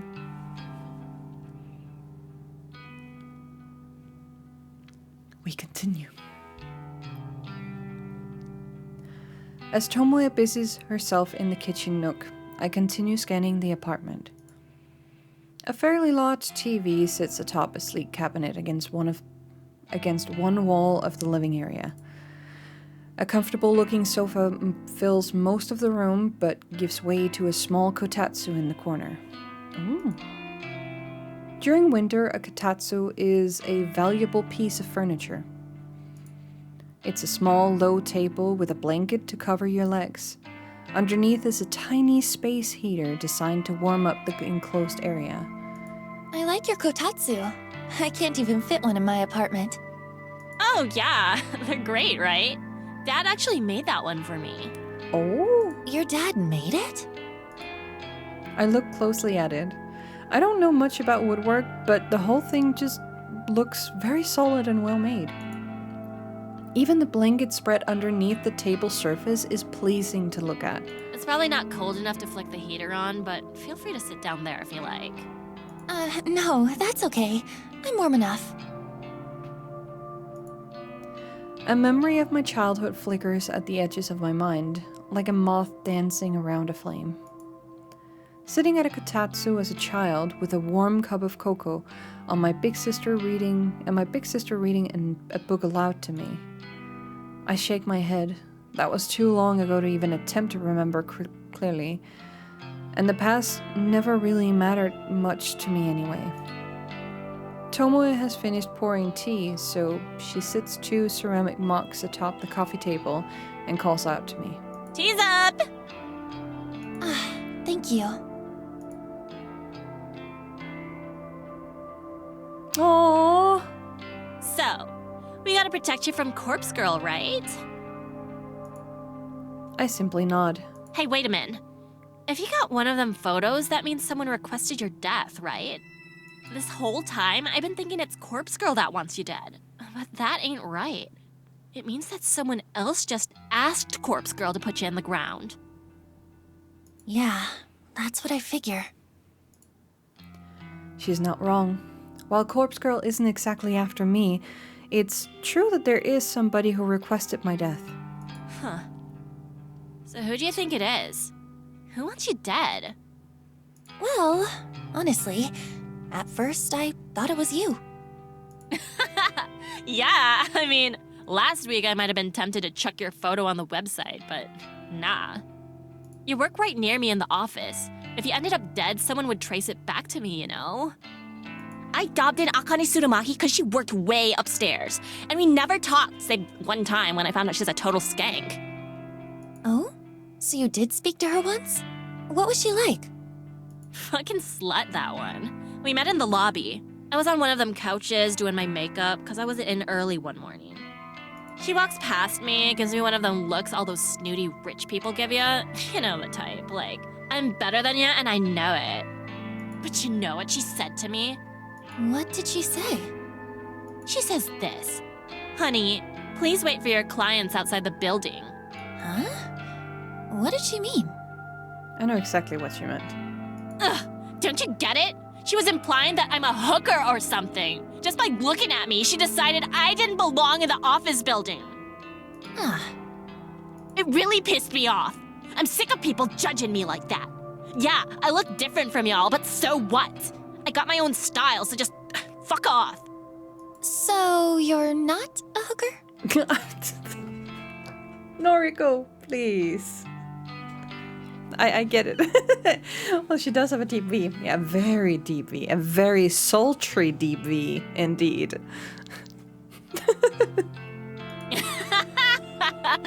Bitch. You're lucky I'm in a good mood. I can't help but laugh along with her. Sorry, I was just kidding. Yeah, I know. You're not so bad, Noriko Kurosawa. Thanks. You're not so bad yourself, Tomoe Watanabe. We share another laugh, and I feel my tense and guarded persona slowly slipping away. This girl, this person that I detested just days ago, did I have her all wrong? We clashed countless times while working together, but now we're suddenly becoming closer. Why is that? It's almost as though some sort of maternal instinct kicked into gear inside Tomoe, and she feels the urge to keep me safe. Is it guilt over Akane Tsurumaki's death? Is it because she's happier overall now that she has a boyfriend? Does dating Shinya makes her less pissed off at the world and less eager to lash out? I don't know the answer, but I'm glad we've been able to set aside our differences. Right. Now we've got some tea. Why don't we watch some trashy TV? It's not exactly my preferred way to spend an evening, but Tomoe has welcomed me into her home. We've all but buried the hatchet. It's only fair that I extend a hand of friendship as well. Okay. Trashy TV sounds great. Let's do it. Yeah. Tomoe cheers and picks up the television remote with a quick flick of her wrist.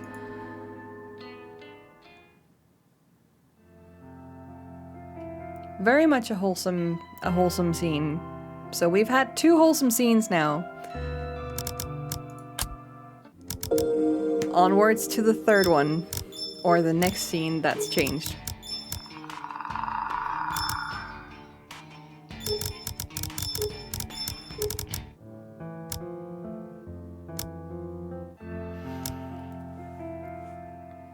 We will have a good ending now. Wholesome means good, right?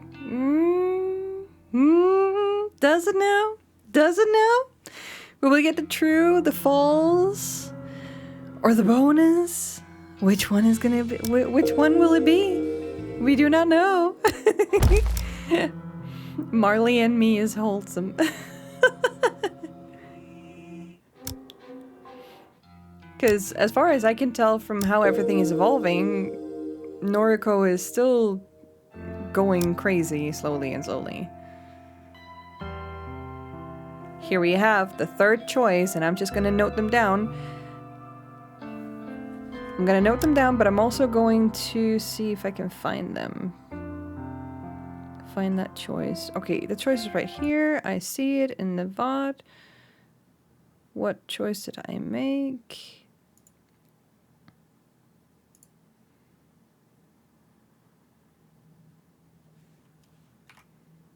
I made the top one. We made the upper one here, so there's only one that we can do. But I'm just gonna note them down anyway. Tell me what's wrong. And are you having trouble with Tomoe? Question mark. And we've done the first one. That was up to me last time. And since we only have 2 options, we're naturally going to go with the bottom one. Are you having trouble with Tomoe?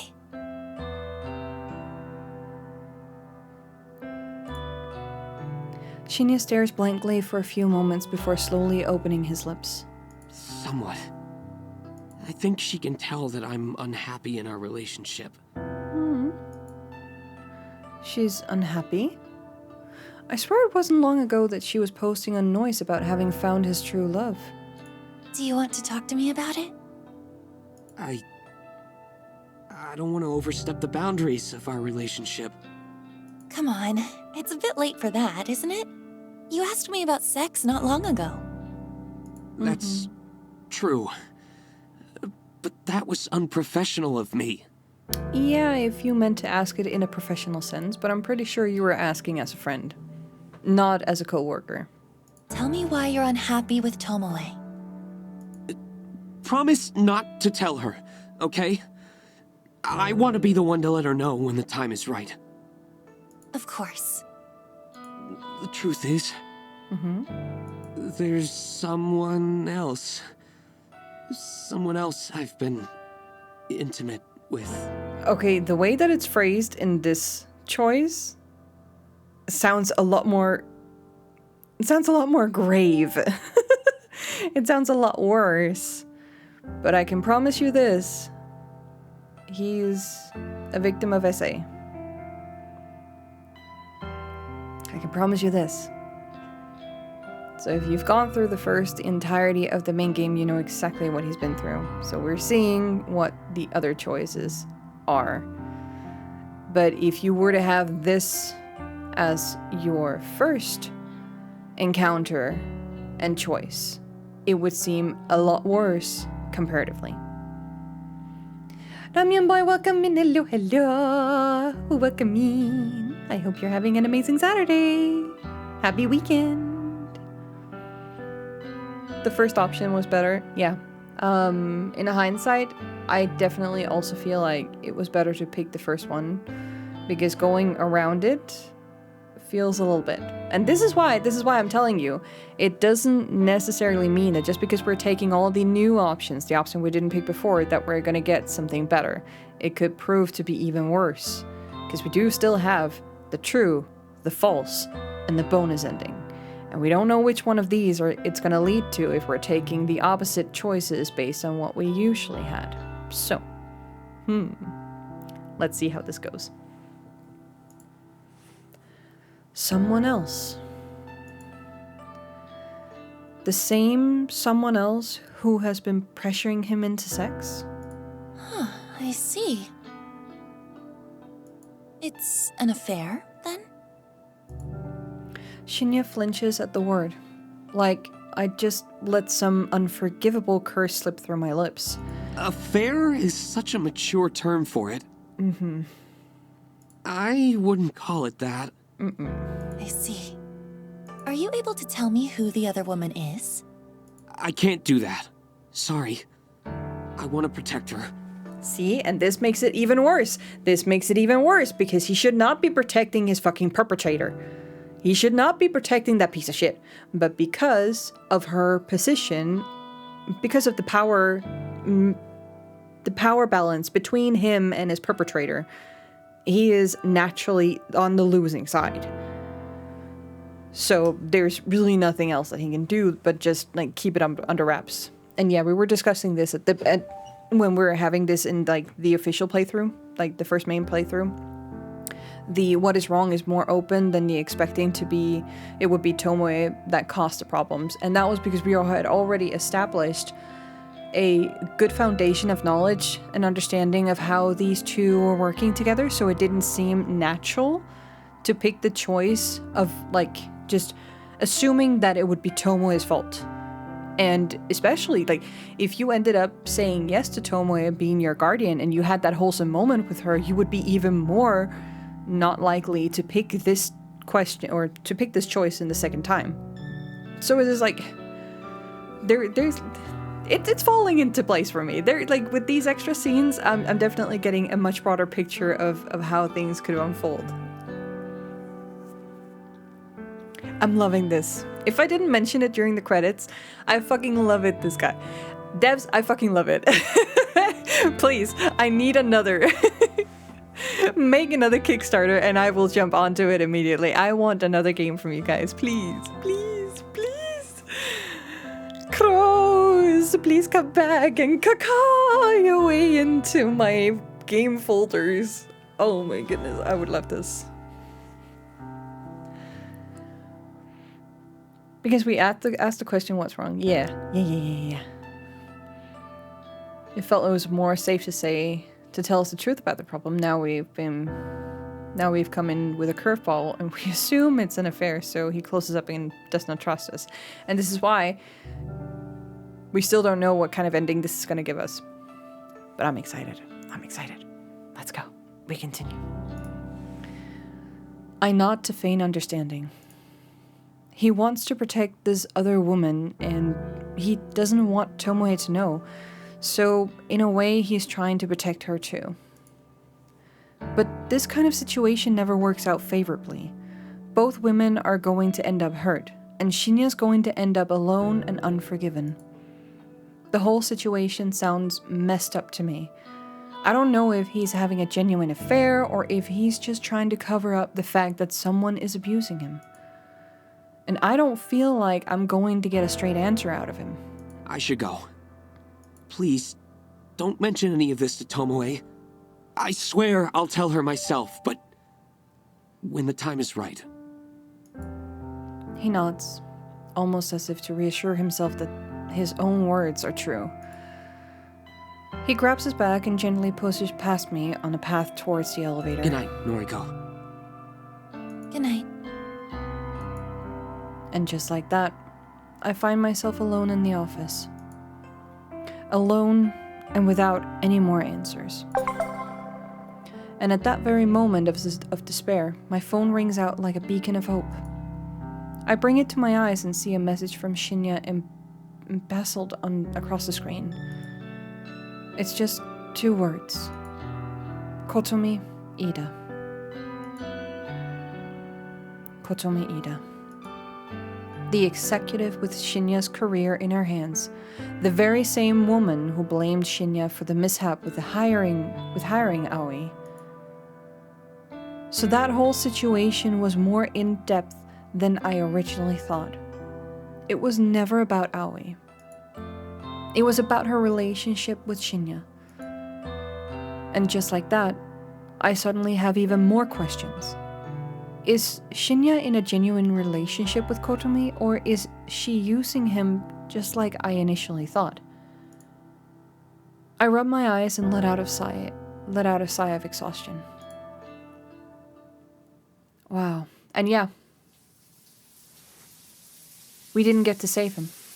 So our first choice was the right call. Because the first time we made that other choice, tell me what's wrong, we managed to save Shinya because we went after him and caught Kotomi red-handed. And just like that, we made sure that she didn't get to follow up on that and continuously abuse and harass Shinya. So, there's good and there's bad choices, but I'm still excited. I'm still excited. We continue.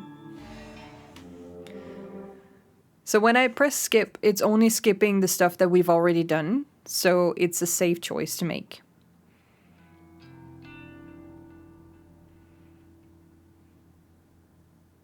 I won't be able to skip anything if we have not done it before. So we're gonna flash through everything. And here we go. Kojiro is revealing himself.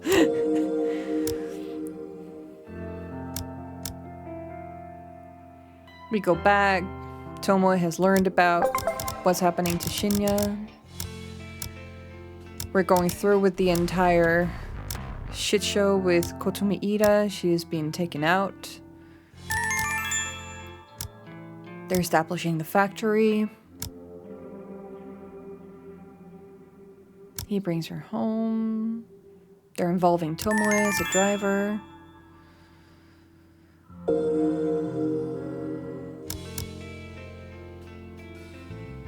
Slowly but surely, they're starting, meeting up at the morgue for the first time.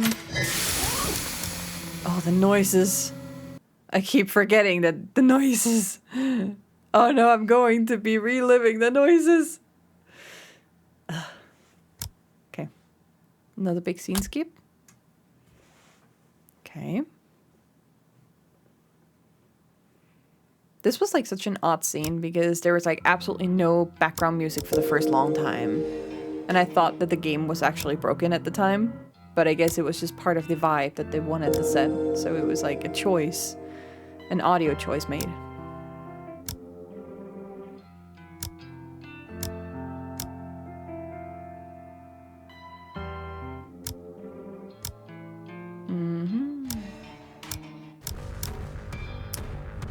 And here we are. Her sister's death. That's been murdered. And now I wonder, how many more choices do we have?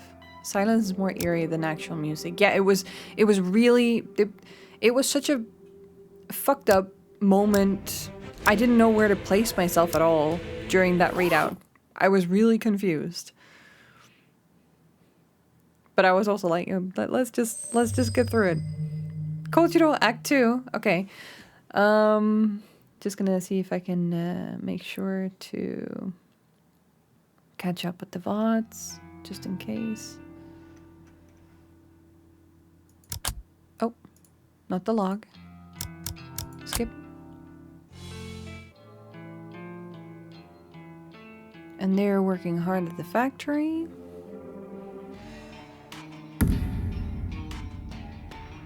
We establish that Junpei is part of the removal service. And here he is, getting beaten up for the first time. God damn it, these fucking sounds. I'm glad I only got one crack in my ear. Okay.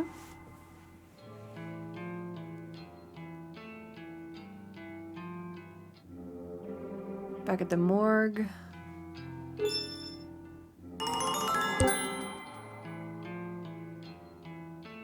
They're getting a good run on the whole thing, which is apparently also about to go to shit. Momo's father is being arrested.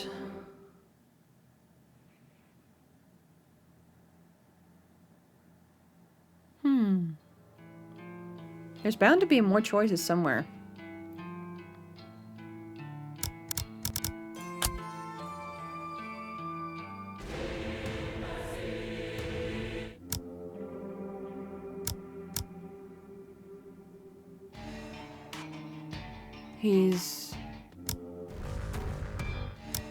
Yeah, he tried to warn Tomoe for some reason.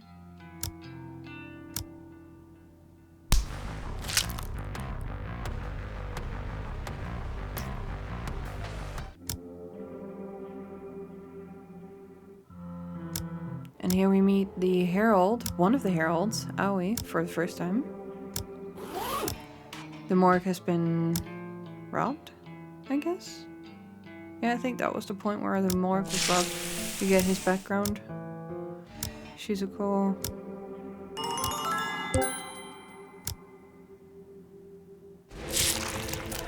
He takes his arm again. Okay, so that didn't change.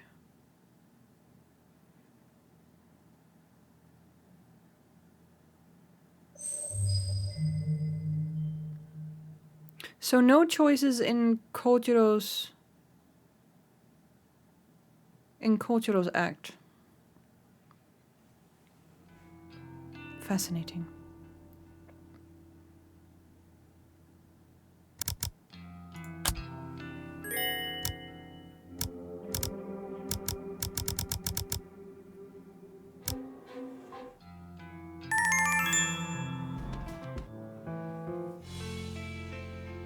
Everything on Aoi's background. Attacking Tomoe. Making a deal with Shinya.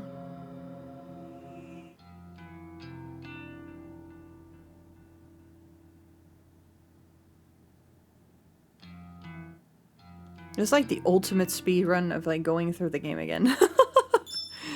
You're just getting a recap of the past like 6 or 7 weeks.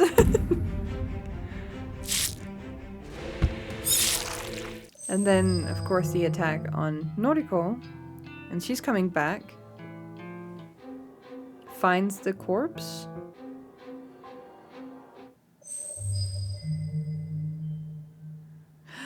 We get the false ending?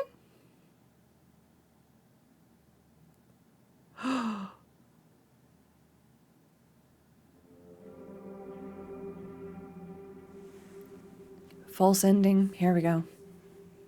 False ending. Yes. It was B. False ending. Aoi and I used to always dream about getting away. Breaking away from all the stress and tension of our everyday world. She dreamt of going somewhere cold for a winter getaway. Somewhere she could snuggle up by a warm fireplace and drink hot cocoa and feel at peace. I told her I'd like to visit a sunny holiday destination. But I don't know why I said that back then. It was a lie. I hated the sun, the harsh light, and the warmth always used to leave my skin feeling prickly and scorched. However, things have changed. Through no plans of my own. For some reason, leaving behind the life of Corpse Girl helped me appreciate a few of the little things in life. I don't know why. Maybe I'm just happy I survived. Maybe I'm just glad I don't have to keep living in that accursed apartment. I haven't fully recovered from the stab wound Aoi inflicted upon me. I haven't fully recovered from the scars he left in my heart.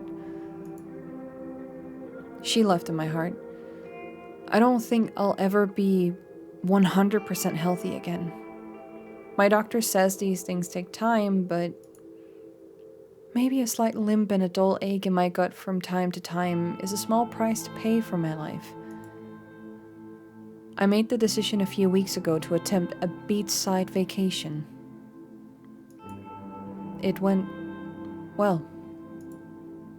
Pale, ghostly Noriko Kurosawa sat on a beach and attempted to get a tan. I did it for myself. Not out of some misguided notion that I should live out a dream vacation for Aoi's sake. Aoi can go on her own damn vacation whenever she wants. It's not like she's limping around with a cane and a serpentine scar across her beautiful skin. It's not like she had to struggle against the entire world just to get on an airplane. The beach was gorgeous. The water was pristine. I'd never seen anything like it in all of my life. But those moments of sunshine and relaxation were fleeting. Sitting alone now, in this empty apartment, makes that painfully clear. I had to return to Tokyo eventually. It was inevitable. But it feels like there's nothing here for me anymore. Maybe I'll move on once more. Go to Osaka or Nagoya, or one in Tokyo for me. Aoi, Kochiro, wait. No one in Tokyo for me. Aoi, Kochiro, they're either dead or dead to me. Tomoe doesn't call me, doesn't answer her messages. Shinya, nothing, no one in Tokyo for me. My eyelids close gently and the sweet embrace of sleep takes me. I decide to go for a walk to clear my head. But after returning to my new apartment building, I somehow forget my apartment number. I've only just moved in after all. Shit! How could I forget something so important? I wander the cold hallways trying to locate my place. 238 or 248? Which one was it? Completely lost, I decide to turn around and search in the opposite direction. As I turn, a slightly open door catches my attention. Who would leave their door open? Anyone could walk into your apartment and steal your belongings. This thought quickly scampers off as I find myself pushing the door ever so gently. It swings open slowly, revealing a room lit by only the flickering light of a television. Hello? You left your door open. Is anyone in there? My timid voice sounds unfamiliar in my own ears. I realize I've rarely spoken in the last few days, save for the occasional pleasantry exchanged with the staff from the moving company. When no answer from within the room is forthcoming, I take a careful step inside. No sound comes from the television in the corner. It's been muted, but the screen has been left on for some reason. My eyes strain to peer into the near darkness. Once my eyes finally decipher the scene before me, I realize that I'll never be able to delete the vision that has plagued me for most of my life.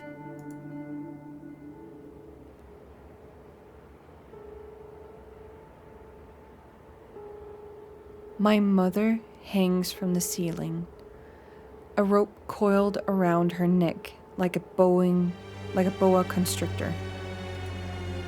Her mouth is agape, a half smile, half scream upon her lips. Her eyes are vacant and stained black with the filthy muck of regret. And her legs dangle, helpless, unable to secure a foothold upon the chair that has fallen to the ground. The chair that I kicked out from under her while I laughed and laughed along with Yuriko. A thick clump of bile bubbles up within my throat, and it takes all of my strength to resist keeling over and vomiting. The body hanging above me, the soulless corpse peering down at me. This is not my mother. This is not this person. This nameless woman, she has been dead for hours at least. I didn't kick the chair out from under her. Yuriko isn't here laughing alongside me. I'm here alone. The woman isn't struggling. She isn't pleading for help or for forgiveness. She isn't cursing her stupid mistake. She's gone. Just gone. Her soul has departed for whatever afterlife awaits us once we leave this purgatory. She's nothing more than a hanging corpse, nothing more than a sack of flesh and bone. The disgusting urge to throw up begins to ebb away as I stare up at the ceiling. The light of the television illuminates the corpse face briefly, revealing skin gently kissed by light freckles and eyes creased with soft wrinkles. She's older than me, perhaps by a decade, but she's by no means less beautiful than I am.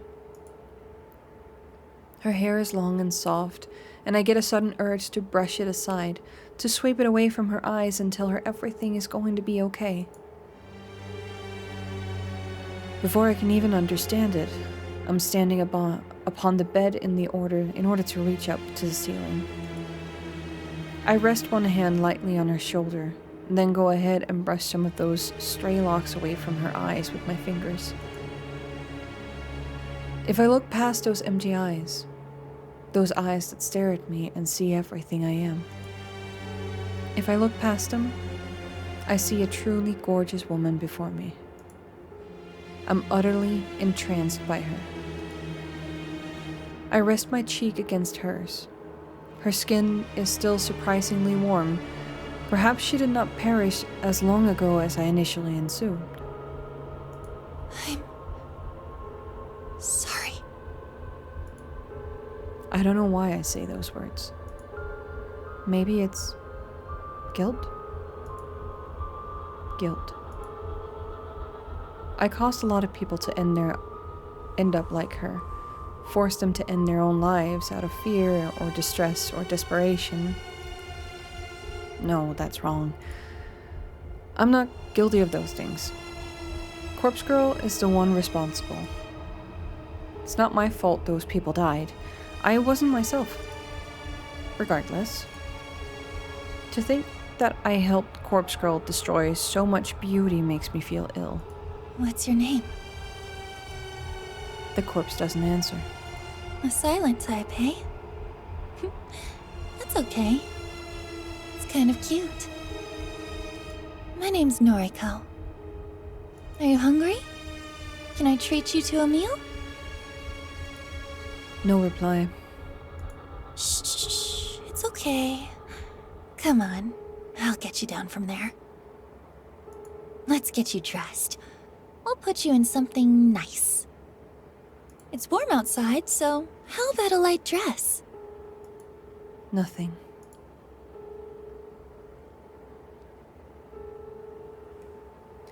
It takes some time to unloop the rope from her neck and return her to the floor safely. Some part of my subconscious know exactly how to move her carefully, to dress her, to apply her makeup and bring out her inner beauty. I can't recall if I've done something like this before. Have I taken a corpse to dinner before? I can't recall if I just read about it in a book or if I've experienced a similar situation. Just because she's dead doesn't mean that I shouldn't treat her right. Just because she's dead doesn't mean she's not beautiful and worthy of my love. After a bit of time, my gorgeous friend is dressed to impress. We're ready to go out for dinner. She's not very talkative, so I'll place her order and keep the conversation going. People might look at us, they might stare, or even judge us, but we'll be okay. We're two beautiful young women, simply enjoying each other's company. She'll start to decay soon, like a strange flower wilting moments after being taken out of water. As for me, I think I've been decaying for a long time. I hope this nameless corpse girl can help me feel alive again. She offers me a slight smile as I take her hand and lead her out into the blinding lights of the hallway. I blush.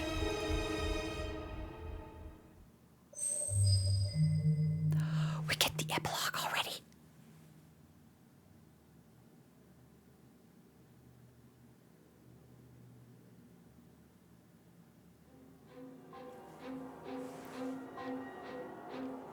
I'm just gonna test and see if it's the same. It is. The epilogue is the same. Okay. Ha! That was the false ending. That was the false ending. Noriko on her own, not fully remembering much, but kind of vaguely knowing that she left some form of herself behind. And yet, she was still playing into what Koichiro was setting up for, which was another puzzle piece for his story. So, for the endings, let's just recap. It's going to ask me which ones that I want to see again. But just to recap, the first one we got was ending C, Hell, and now we've gotten the false ending as well. So, I need to make a bigger document for this that's literally telling me that what choices actually gives you what ending, making my own little walkthrough. I think I can easily do that. So there are only like 3 choices. We could try to go for a run for full wholesome. So first 2 choices and then we save our boy. Check Discord and sent you that already. Yum, yum, yum, yum, yum, yum, yum. So, I'm just going to make my own document in here. Corp Factory. Because I was starting to take notes on my phone and it's becoming a little bit cumbersome. So, here we go. Put that away. Corpse Factory stories. So, choices 1. Yeah. So, if we are to just say... I'm gonna do something extra down here underneath this. Just gonna do something extra. And say for hell ending, we want... one has to be... The first choice has to be the...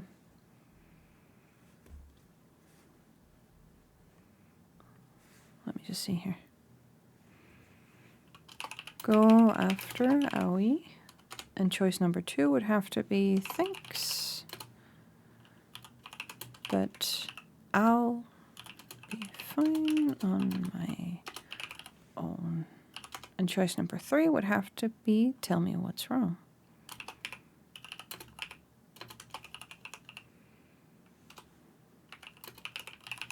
That's how you get the hell ending. Then we have the false ending we have verified.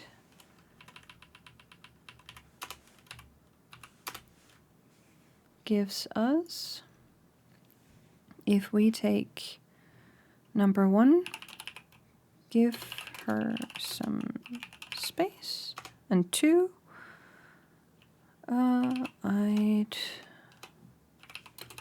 feel better with you looking after me. And number 3, are you having trouble with Tomoe? So that's how we get the false ending. Then there is some of the other options. So this is what I am going to do. I'm going to be making these kind of like notes and like what choices are being made for which ending. So for the hell ending, the first one needs to be that we go after Aoi and that we will thank Tomoe for her help, but we're gonna kindly reply or like kindly like decline. And then we're gonna end up saving Shinya. So what do you suppose that we try this time? Maybe the true ending would be options 1, give her some space, feel better if you're looking after me, and tell me what's wrong. We can try that combo. Let's go ahead and try. So let's go ahead and start a new game. I'm gonna do a quick save. No, fuck. If I do a manual save, I'm gonna be that one. No, doesn't matter. Doesn't matter. Doesn't matter. Title? Yes. New game. Get ready for the flashing again. Be mindful. Just click away.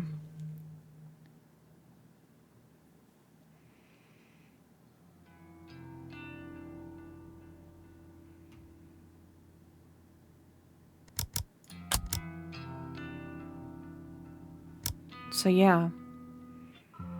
And all those options we made are relationship better with the person. That's true. That's true.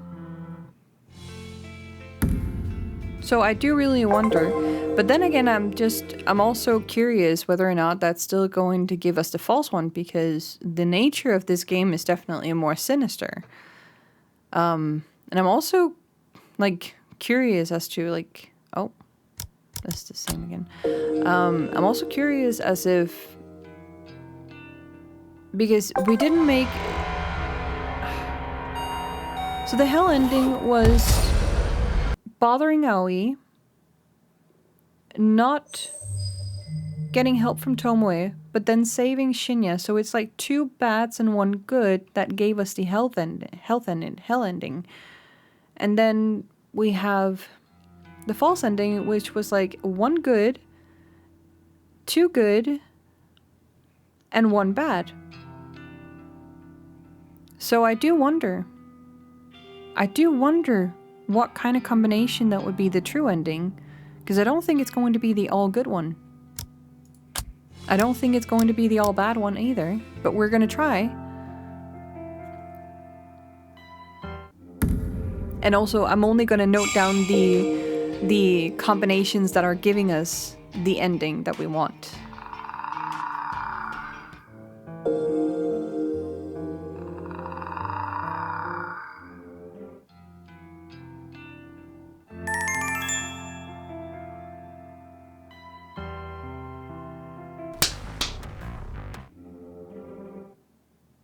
But we also have a bonus ending, so maybe that is one of them. All good or all bad. Maybe the all good would be the bonus, maybe the all bad would be the true ending. I don't know. Could also be vice versa. But let's see what we get first. Let's see what we get first. Cause yeah, the epilogue is not necessarily an ending, but that's like the chapter with Kochiro's monologue, explaining everything, rounding it up, and like closing all the ties. I'm just gonna take something to drink while we wait. Hydrate, you beautiful people.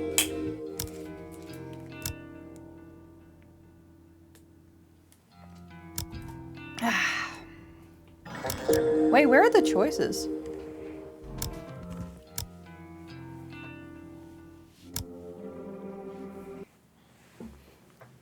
I think we skipped past all the choices.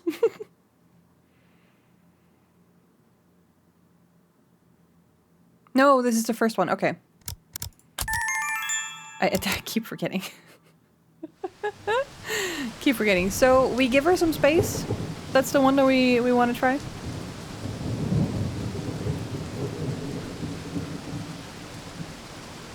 Okay. We're gonna give her some space.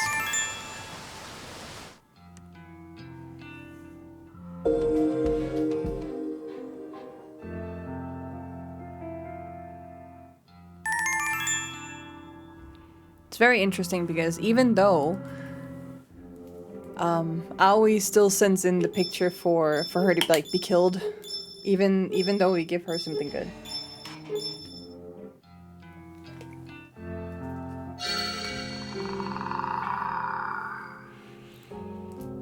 Giving space is not. No, she was still attacked. So Noriko was still attacked by Aoi. She was still slashed up no matter what. But it was still like a better choice, depending on like the outcome where we're getting like that extra image, that wholesome moment between them. But it wasn't enough to completely offset or like subside whatever fucked up nature that was happening for Aoi. Aoi was still having her mental struggles, and like she still went through the entirety of like wanting to replace Noriko. And so here we have that one only last choice we have not been able to make, which is, I don't need you to protect me. But we've already gone down the trial of wanting to do the good one, so we're gonna take the I'll feel better with you like you're looking after me. So we're gonna go the wholesome route. But we still need that upper one. I don't need you to protect me choice, but that's gonna be in the third one then. For the all bad. It's too nice to be bad to her. That's true. That is very much true. Oh.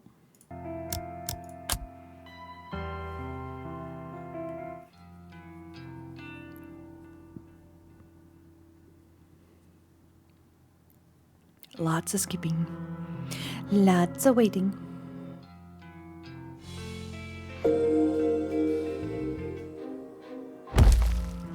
It goes fairly quick like this.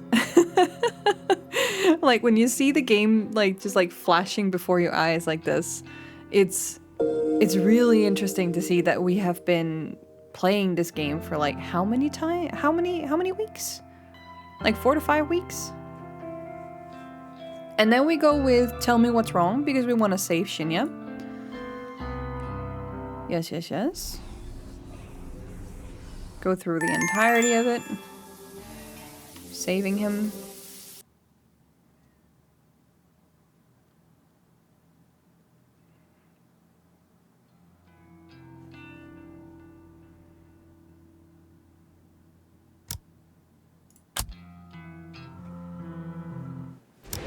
And then we see whether or not we get any different endings, or if the all good is still going to give us the false or something else.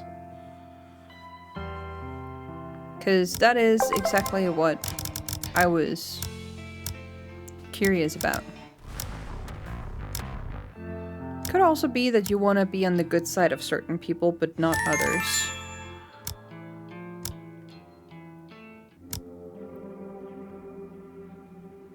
Because what if we're still obsessed with Aoi, and then we bury the hatchet with Tomoe and save Shinya? I'm thinking of combinations here.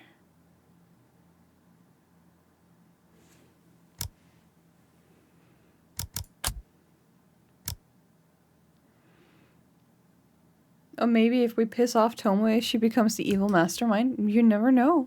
She could be ganging up with Kochiro easy. And also, if we piss off Tomoe, I think that there's even less of a chance that she will become the person who will help us out.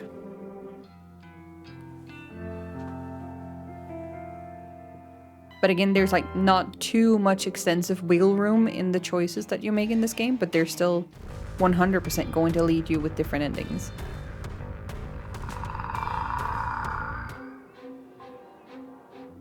Aoi is still at the large.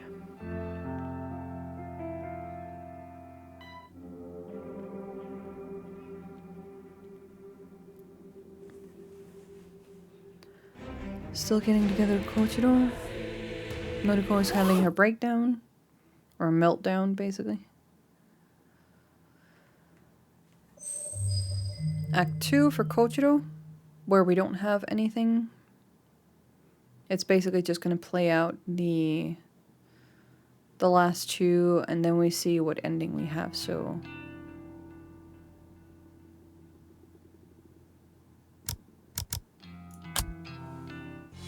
Let's go.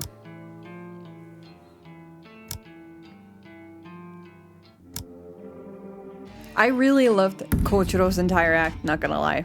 It was incredibly morbid. There was a lot of nasty sounds, but it was by far one of the most engaging acts that I play through. As much as I react to some scenes, like really extremely, I still love it for what it is. Like, again, with me playing Elden Ring, going up against my first demi-boss, and being completely excited, just goes to show, and it tells you that I don't... Not even I know exactly what kind of games that I would be fully into, but at this point I can definitely tell that there is like some kind of excitement to certain themes and genres, and I will definitely be exploring that down the line with more games. Games that I've seen in the past but also glanced over because I thought that it would be like too much. I would want to give a second chance. And then there's like my personal preferences, which is visual novels and Elden Ring Souls games.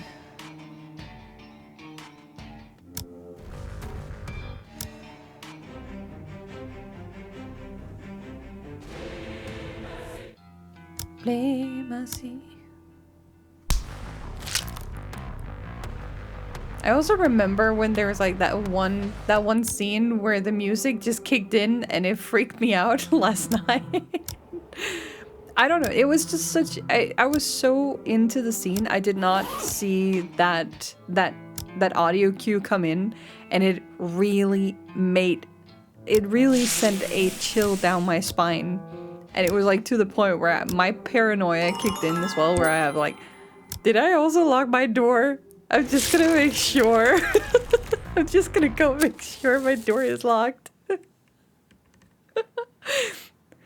It's just like, it's some of these things where you know that a game is like really good in the setup. We have Act 3, Aoi Sato. But where we know that the game is like really good, if you can be captivated by a story like this to the point where like you can be grappled and completely lose track of what's happening around you, then it's a really good one. There we go. The last part, Aoi. So, also another thing that I want to give this game really good credits for is that it's doing a heck of a good job setting up the premises of this. The ending is unfolding very fast and very, very, like, compactly. And at some point, I was also wondering whether or not we should have seen either Aoi or Kochiro's point of view first, but Noriko's point of view makes more sense. Because Noriko is basically a victim. Even though she's mad, crazy, and fucked up in her own sense and in her own way, she is still a victim.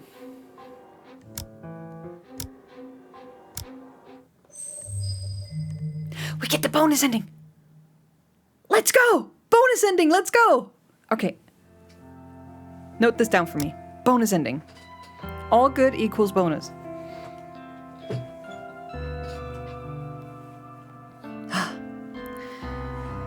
God, this place is boring as hell. After all the shit I've been through this year, I simply can't believe I'm still working here.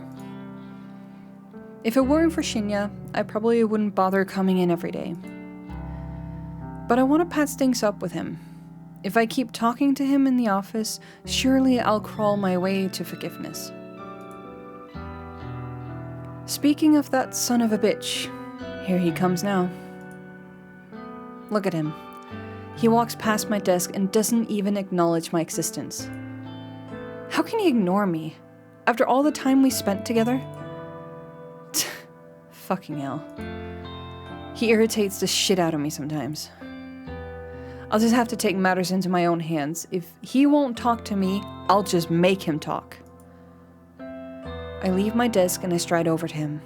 My heavy footsteps aren't exactly elegant or befitting a lady, as my mother used to always say, but I don't really give a flying fuck. Hey, what's going on?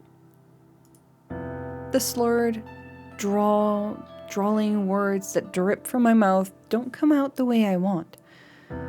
That always seems to be the case. Everyone treats me like some dumbass dipshit because of the way I speak. They don't understand that it's the way somebody thinks that really matters. I can't help it if I was brought up to speak like a fucking imbecile. Blame my father, not me. Oh. Hello, Tomoe. Hello yourself. What's a gal gotta do to get a conversation out of you these days? Huh? What do you mean? Come on. You know we don't speak like we used to. Well, we broke up. You dumped me. What exactly do you expect from me now? Oh, please. You know I'm sorry for that. I told you 1,000 times that breaking it off with you was the stupidest thing I've ever done. So come on! Get back together with me, will ya? Tomoe, you broke my heart. Yeah, I know. Shinya, I really love you. I need you. Oh, this is... I'm not normally one to get embarrassed, but letting my feelings hang in the air between us really makes me uncomfortable. Did you hear about my father? Eh? I wasn't expecting him to shrug off my confession with a swift change of topic. He's tracked down an important member of the Human Removal Service. Jeez, not this shit again. Can't you just let it all go? No, I can never do that. I'm going to get to the bottom of it. I could use a hand, if you're willing to assist.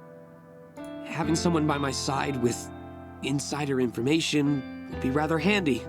Don't you agree? I'm kind of blindsided by his request. I know that he knows everything.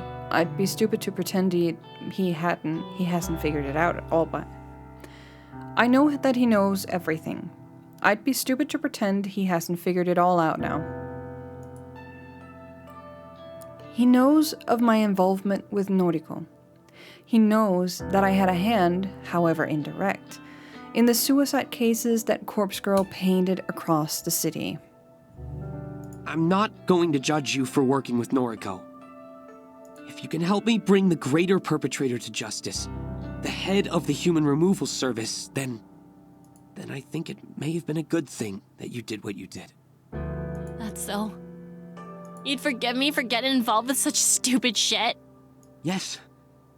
I'd have no choice but to forgive you. Are you sure about that? And maybe we can even move further forward. My paranoid ass is not believing this. My skeptical cells are vibrating hard at this. I'm like, I don't believe this to be true for a second. But alright, never mind. We're just gonna vibe. Let's go. I know he's just saying what I want to hear. He can be manipulative in his own way. But if there's a chance I can make up for the shit I've done and win Shinya over again, then I have to go for it. Right. Sign me up then, or whatever. I'll help out. Thank you, Tomoe. I'm going to interview the individual involved with the Human Removal Service. Are you allowed to do that? Of course. Father said I'm an important member of the investigation team now. I'd like you to come with me. You might be able to point out any inconsistencies in his testimony. Yeah, I don't know about that, but I'll do my best. For the first time in a long time, Shinya smiles at me. Maybe his brain goes like, she went undercover and went through what she's not Shit, doing. man. I told you. I don't know. Yeah, maybe. Maybe. Ah, shit, man. I told you. I don't know. Can you just leave me alone? No. This guy's pathetic. Every time I open my mouth, he flinches and recoils in terror. Like he thinks I'm going to hit him or stab him. Listen here, you little shit. If you don't spill the deets, my man here will crush your fat skull into dust. Tomoe, maybe you should let me do the talking from here on out. Whatever. I back off and let Shinya take my place. I talked him up, so I thought he'd be pleased, but maybe I just annoyed him. Mr. Matsumoto. Please, just call me June. Hey, nice try, mister. I ain't your friend. You can address me formally. Thank you very much. He folds his arms across his chest and adopts the pouting expression of a child. Yes. Well, as I was saying, Mr. Matsumoto, you understand why you've been brought in for questioning, yes? Yeah, man, but, like, I'm totes innocent, you know? I don't even know nothing about the Human Removal Service. You guys think I'm involved, but you haven't given a reason why you think that. Shinya retrieves a small pocket notebook from somewhere and flips through the pages. After a moment's silence, he clears his throat. Several witnesses, plus a security camera, placed you at the scene of a murder just 2 days ago. Now, it's apparent you weren't the culprit. However, your activities at the time of the incident were questionable at best. Interesting. Oh, what activities are you referring to, Detective Man? You were cheering, and I quote, "Kill him dead," kill him dead. Yo, that don't sound like something I'd say. Nah, I'd disagree. It sounds pretty on character to me. I want my lawyer. You can't detain me here. Mr. Matsumoto, you willingly came here when we contacted you. You are not under arrest. This is ludicrous. Ludicrous, I say! Well, if you walked in on your own 2 feet, you're kinda doing this to yourself. Be that as it may, I have a few more questions. One witness declared that you followed the masked culprit after they fled the scene of the crime. Is there any truth to this claim? Nah, man, like, I just needed to go the same direction, you know? Uh-huh. I've got no idea who this Herald person you keep mentioning is. Shinya raises an eyebrow and casts me a dark look. I just shrug. I never mentioned the word Herald. Is that the name the culprit refers to themselves as? Oh, this is like some detective mind trick, ain't it? Oh no, he would have just asked you who the Herald was, just to get you to spill whatever beans. And maybe that would have caught you off guard. But he gave you more bone to chew on than that. I have the right to remain silent. Anything I say or do, or whatever, can be like... And yet you're still chirping. Chirp, chirp, chirp. I've had enough of this creep's inane ramblings. Listen up! I slam my fist against the table and send Junpei rolling back in his seat. He nearly falls off the chair, but manages to regain his balance. You've got 2 options here. Number 1, tell us the identity of that killer, the person you called the Herald. What's the other option? Number 2, tell us who is really in charge of the human removal service.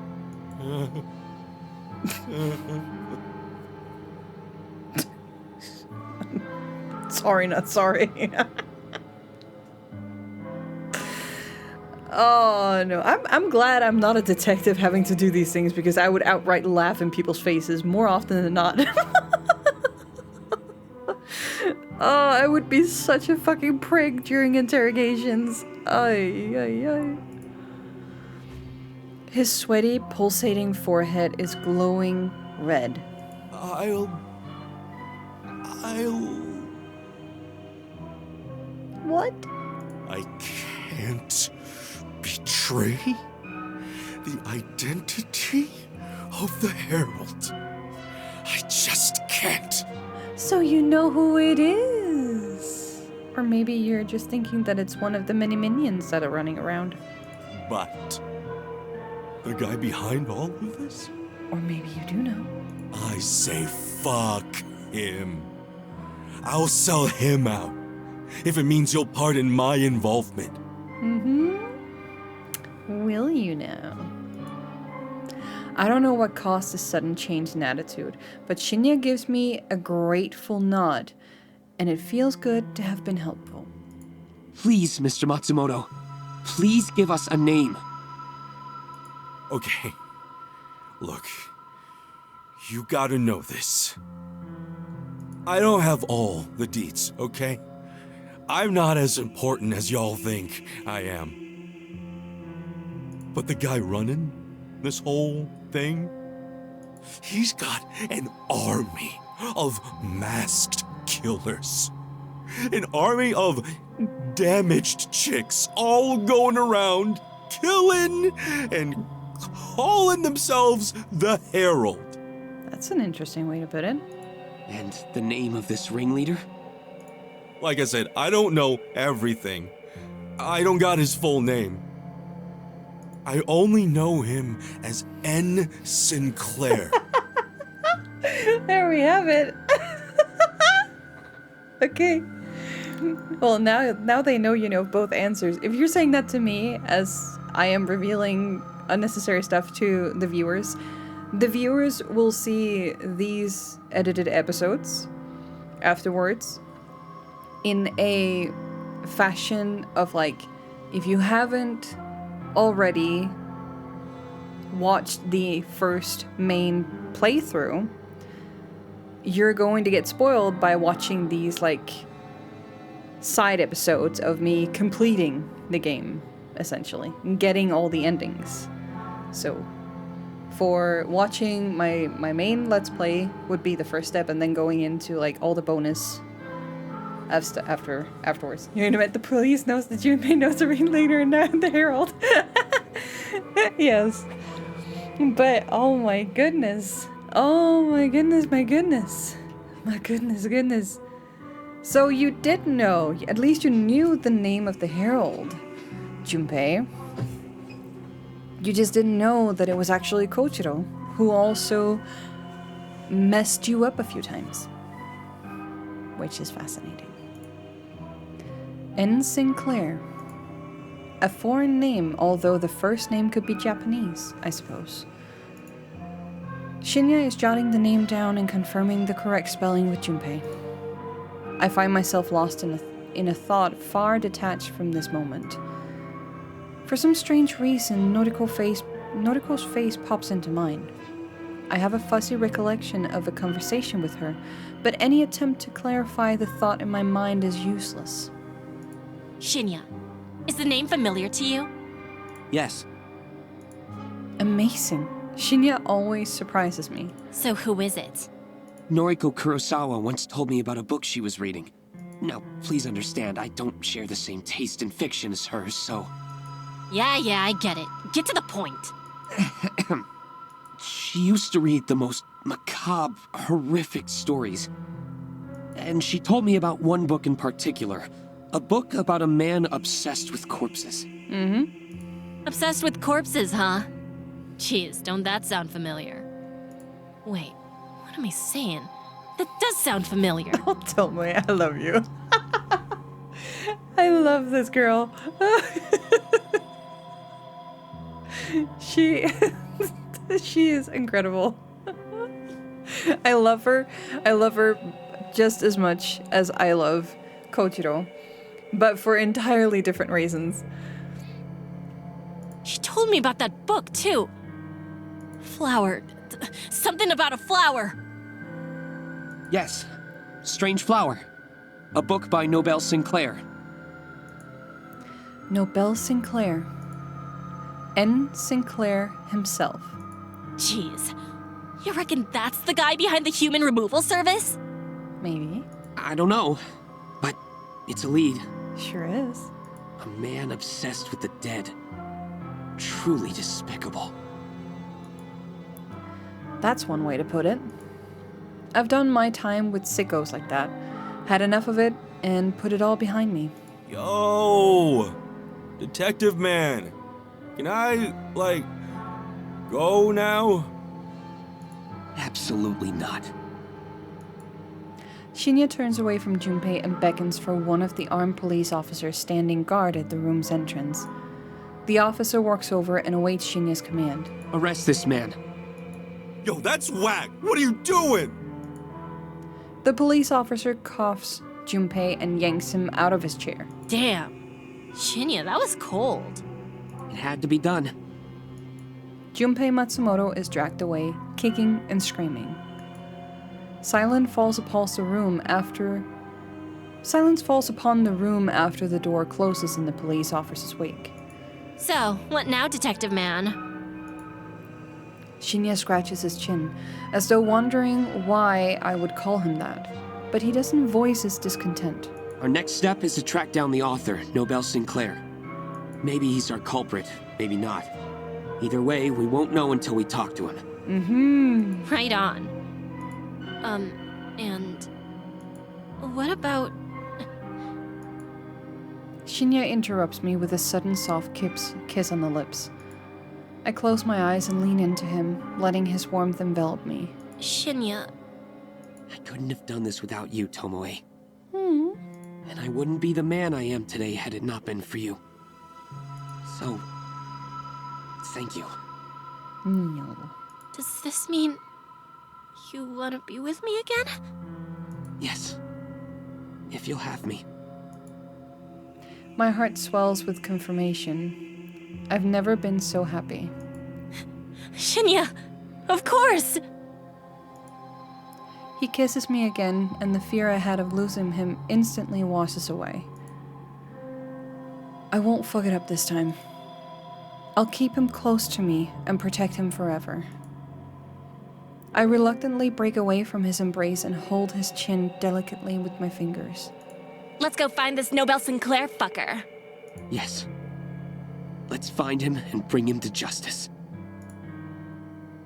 You know what? Those two actually match well together. We get the true ending! Right after the bonus! What?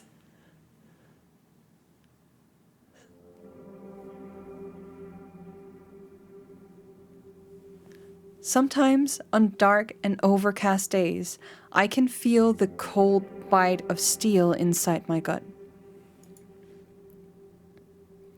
It's a phantom sensation that flickers and dissipates within moments.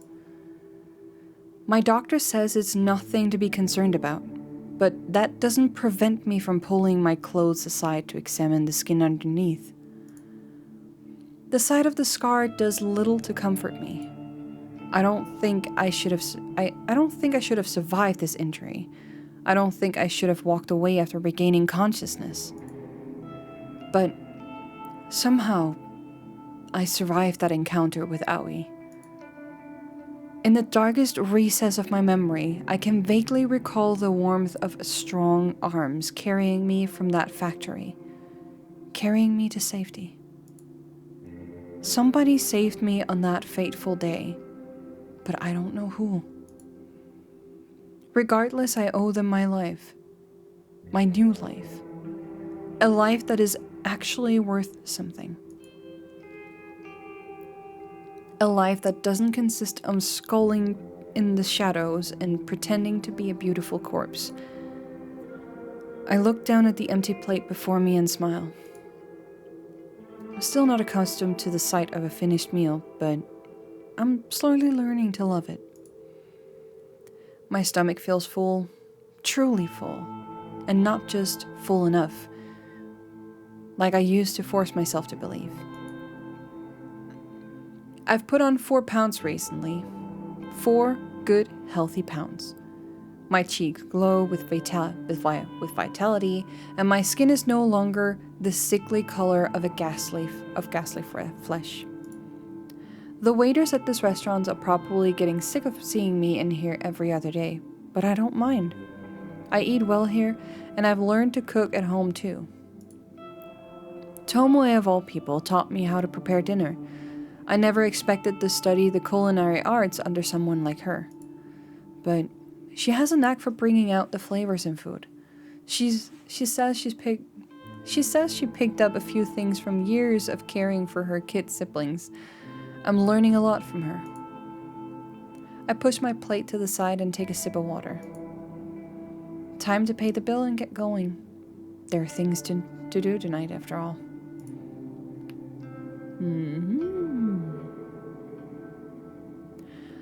Months have passed since the last time I set foot on these cursed grounds. The wafting stench of decay invades my nostrils and threatens to make me spill the contents of my stomach on the asphalt. It's a stench that I was once completely accustomed to. Now it's a sickening reminder of the person I used to be not so long ago. I didn't want to come here tonight. I didn't want to come here. Ever. Yet here I am. Call it a hunch, or premonition, or just a bad feeling, but some part of my mind urged me to visit this place after receiving a strange text message this morning. A text message that seemed both alien and familiar at the same time. A solitary word decorated the contents of the message. Goodbye. But what drew my attention the most was the image attachment, a photo of a young woman. A young woman bent over backwards, her face obscured by matted hair and blood, and her chest exploding open from the inside. The young woman in the photo was me. It was an image of my own corpse. The craftsmanship was excellent. The cadaver used to replicate my body looked just like me. My first assumption was that the human removal service sent this photo to me, but upon a moment of deliberation, that didn't seem to be the case. The human removal service's activity has declined rapidly as of late. The number of murders or suicides, depending on how you look at it, across Tokyo have decelerated so quickly that it's almost as if the human removal service never existed at all. Besides, that organization had a particular trademark when sending out doctored corpse photos. They would include instructions with the message. Instructions for the victim to follow, usually involving the murder of another victim. The message I received simply said, "Goodbye." My corpse photo feels personal. It's typical of the work I used to perform. It's almost as if somebody took over the identity of Corpse Girl, the role that I once filled. But that's crazy, isn't it? I take a deep breath and stride toward the factory's entrance.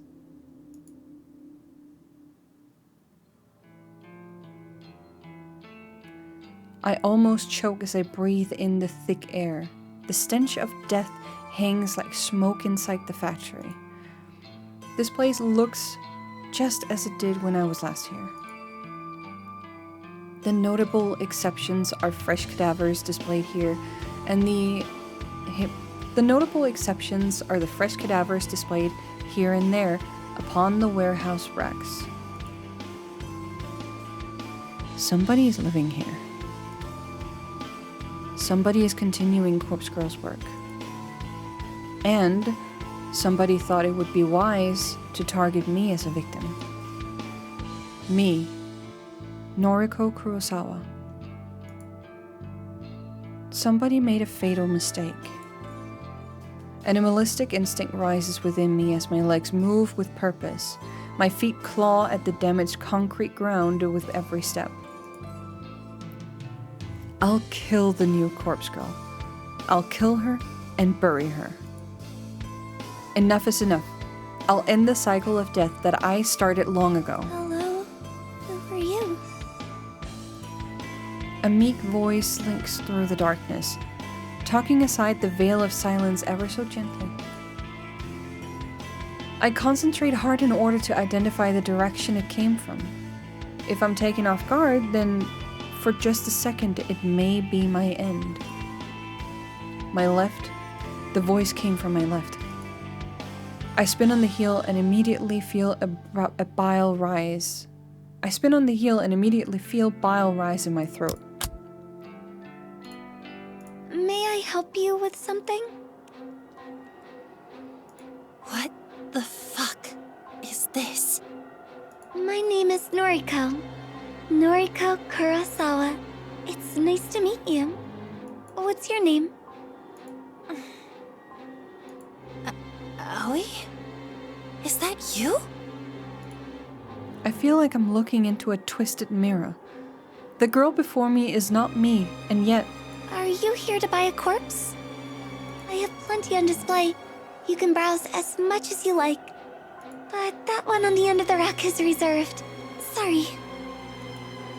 she runs her grimy hands through her unwashed hair and scratches her scalp violently.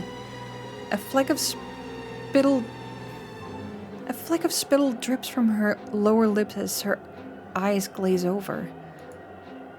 This is Aoi Sato. Despite the hair and makeup and the clothes, my old clothes, her voice is the same as I remember. Aoi, knock it off. You're scaring me. Who is Aoi? Is that your name?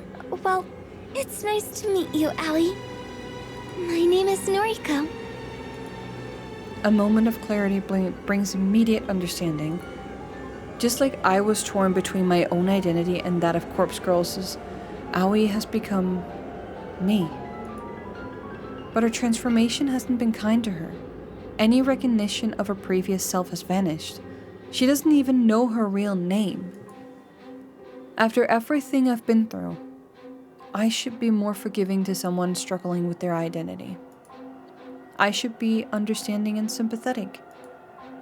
Aoi, Noriko, gasps for air as my fingers clench her throat.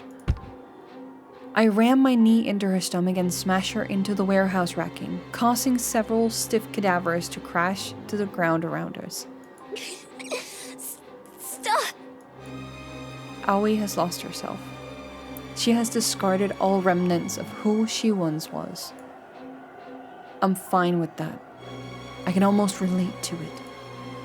But I am Noriko Kurosawa. I have reclaimed my true self, and I won't let her become me.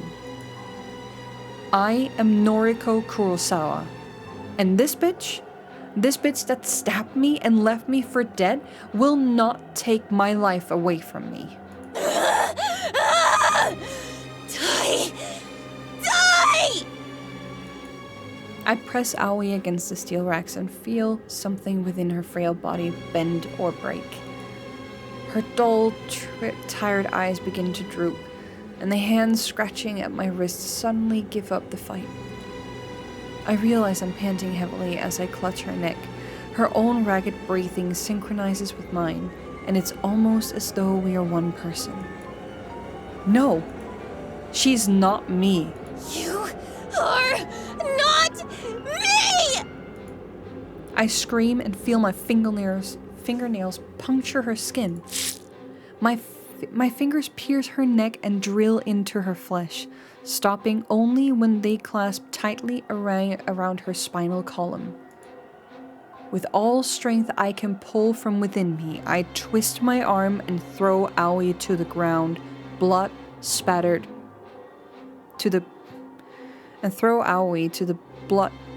concrete.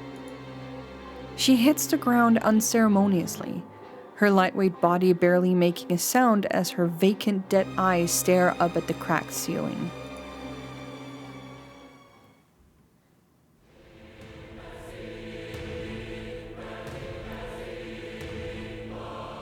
I never imagined I'd have to dig up this grave for a second time. When I buried Corpse Girl in the gardens below our former apartment, I didn't predict to have to see her again so soon. But there she is, still rotten and miserable. I thought her burial was going to be the end of it all, a symbolic gesture, to help me leave behind the person I had become. It was a way to reclaim my former self and bury the past.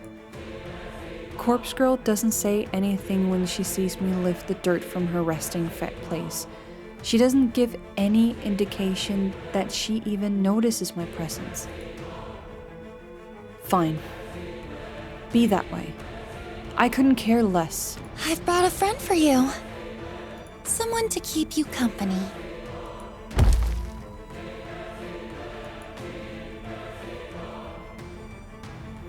With a great deal of effort, I haul the body of of Aoi into the narrow pit and let it collapse beside Corpse Girl. The girl in my old clothes seemed to cuddle up to her new companion. It's almost fitting that the person who became me should rest eternally beside the person I had tried to become. I think I can rest easy knowing that they're both in the ground. I think nothing further can prevent me from being Noriko. Suppose I should say a few words. You were my best friend, Aoi. And I'm sorry I couldn't save you. I'm sorry that I only ever wanted to save myself. I hope that you at least found some happiness by becoming me. Goodbye. I clutch the small shovel in my hands and begin to fill in the makeshift grave. Dirt and rocks pile into the pit slowly. I mistake the faint howl of the wind as a final moan from the girl I once knew as Aoi.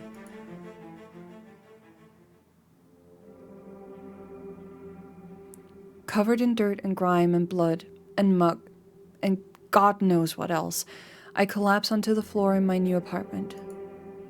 I'm very fortunate I managed to find this place. Someone moved out in a hurry, and I was able to move right in with just the first month's rent paid up front. I don't know if I'll be able to afford the next month's payment yet, but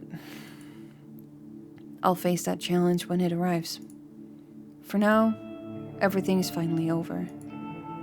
I should shower, or bathe, or at least scrub the filth from my skin. But I'm so tired. I'm exhausted. This is the price of being Noriko Kurosawa. I roll over onto my side and I grab my phone, slowly bringing it to my eye level.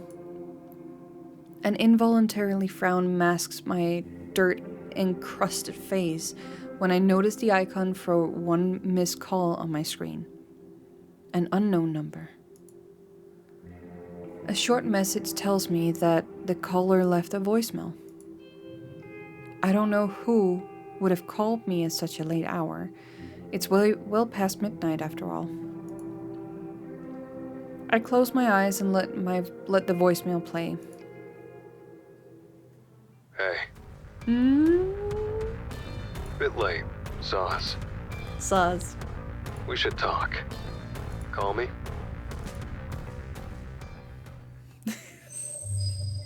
Epilogue. Here we go.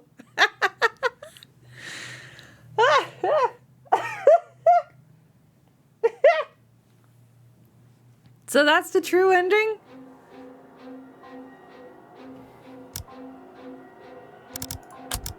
And there's nothing new to that. Great. Amazing. Fantastic. Yes, we killed out. We am satisfied. Yes. So, what was that? That was 2 endings in one go? That was 2 endings in one go? So we got what? The true? No, we got the bonus. The bonus ending. Followed, and we're gonna just say plus true, cause that was a follow-up.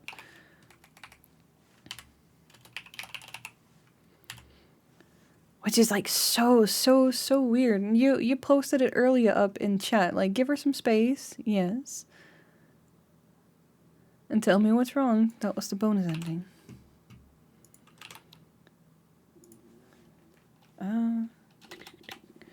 Oh, no. Put that in without.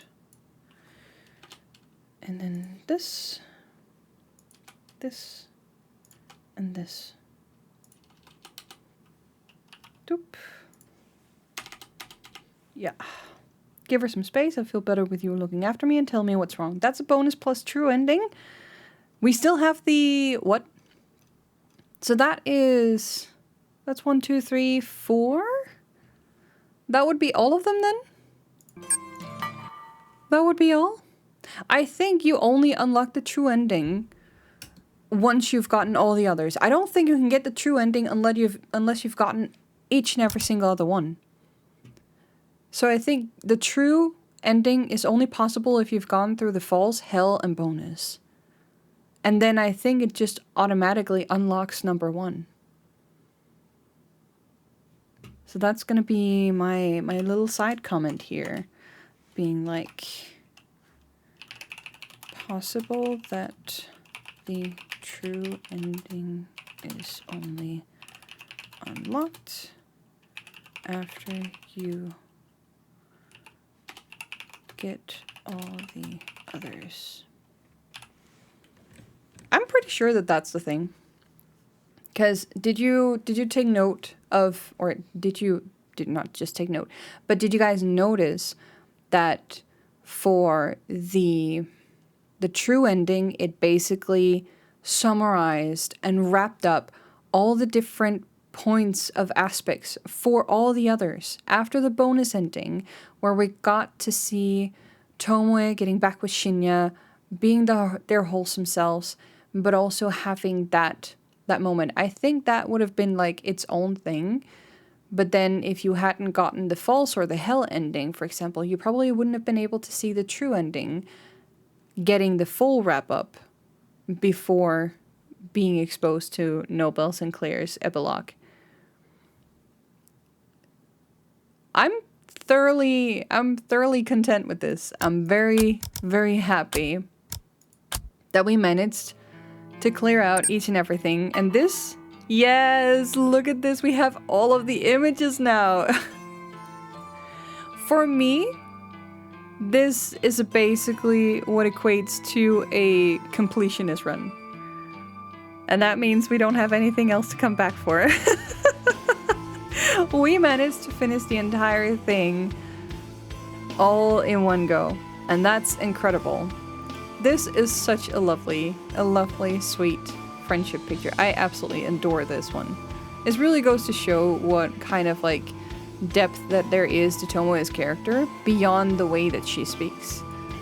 And that's something I truly love and adore.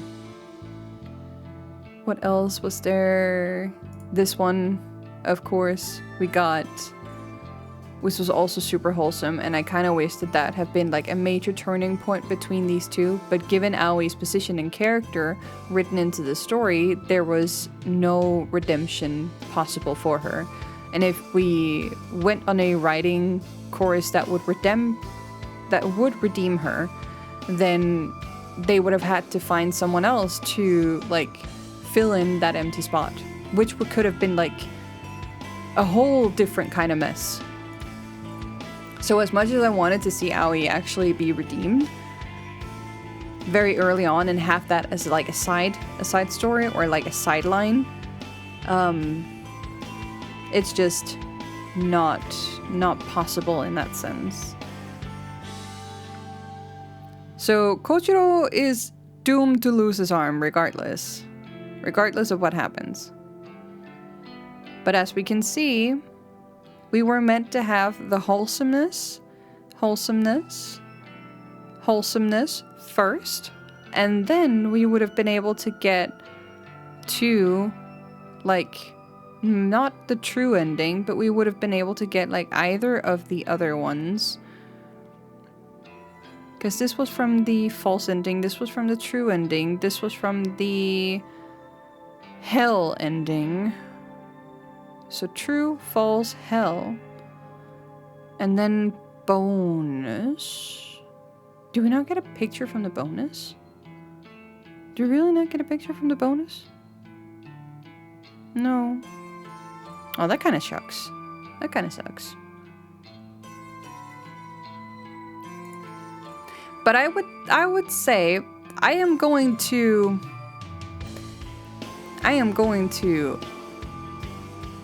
creatively cover up this little part of the book, and then I'm gonna use this as this episode's edit, because this is a very I can easily crop this in and like make it so that it doesn't seem too bad, so that you don't see any like spoiler parts of the image. I can easily use that for thumbnail, easily.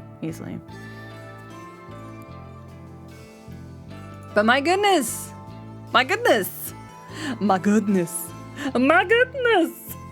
Time to put your artistic skills to work and make Aoi redemption arc. Oh, if only I had time. If only I had extra time to actually sit down and write in that extra. But that would also mean that you would have to like go back and redo a lot of extra other stuff. And I'm like, that doesn't really fully do much. And here we wanted to put some space between the playthrough and the next. I mean, we tackled the ending, the official ending today, and all the others. It would have really, like, we could have easily had. So what I usually see with like different options or different choices is that there is a lot more dialogue added in. There's a lot more of a diverse path. But for this, it was just like a matter of a simple scene being rewritten, and it's very effectively and very smartly done and written, mind you. Because if you want to go to extensive details and add in so much extra content just from choosing a different path, you're also looking at a pipeline of working progress that is going to be at least 10 times longer than you initially expected. So they did a smart trick with these different paths of just like having different scenes play out, and then the scenes are written well enough for it to match with the rest of it. So it's just a matter of like a crucial point in the story where you can say, oh, if you take this, it's not going to change any of the major part of the story, but it will affect how the endings come out. So it's a good learning curve for anyone who is diving into visual novels. It's a really, really good example of how to do it effectively if you're not like privy to a lot of resources. Maybe if you have something that you would want to do, but you're also not the best writer or not as well tuned with how to write different scenarios. And this is actually a pretty good example of how to do it in a much simpler way, where you're only changing maybe one scene around the choice and then having that combined with the other choices that you make affect which kind of ending that you get.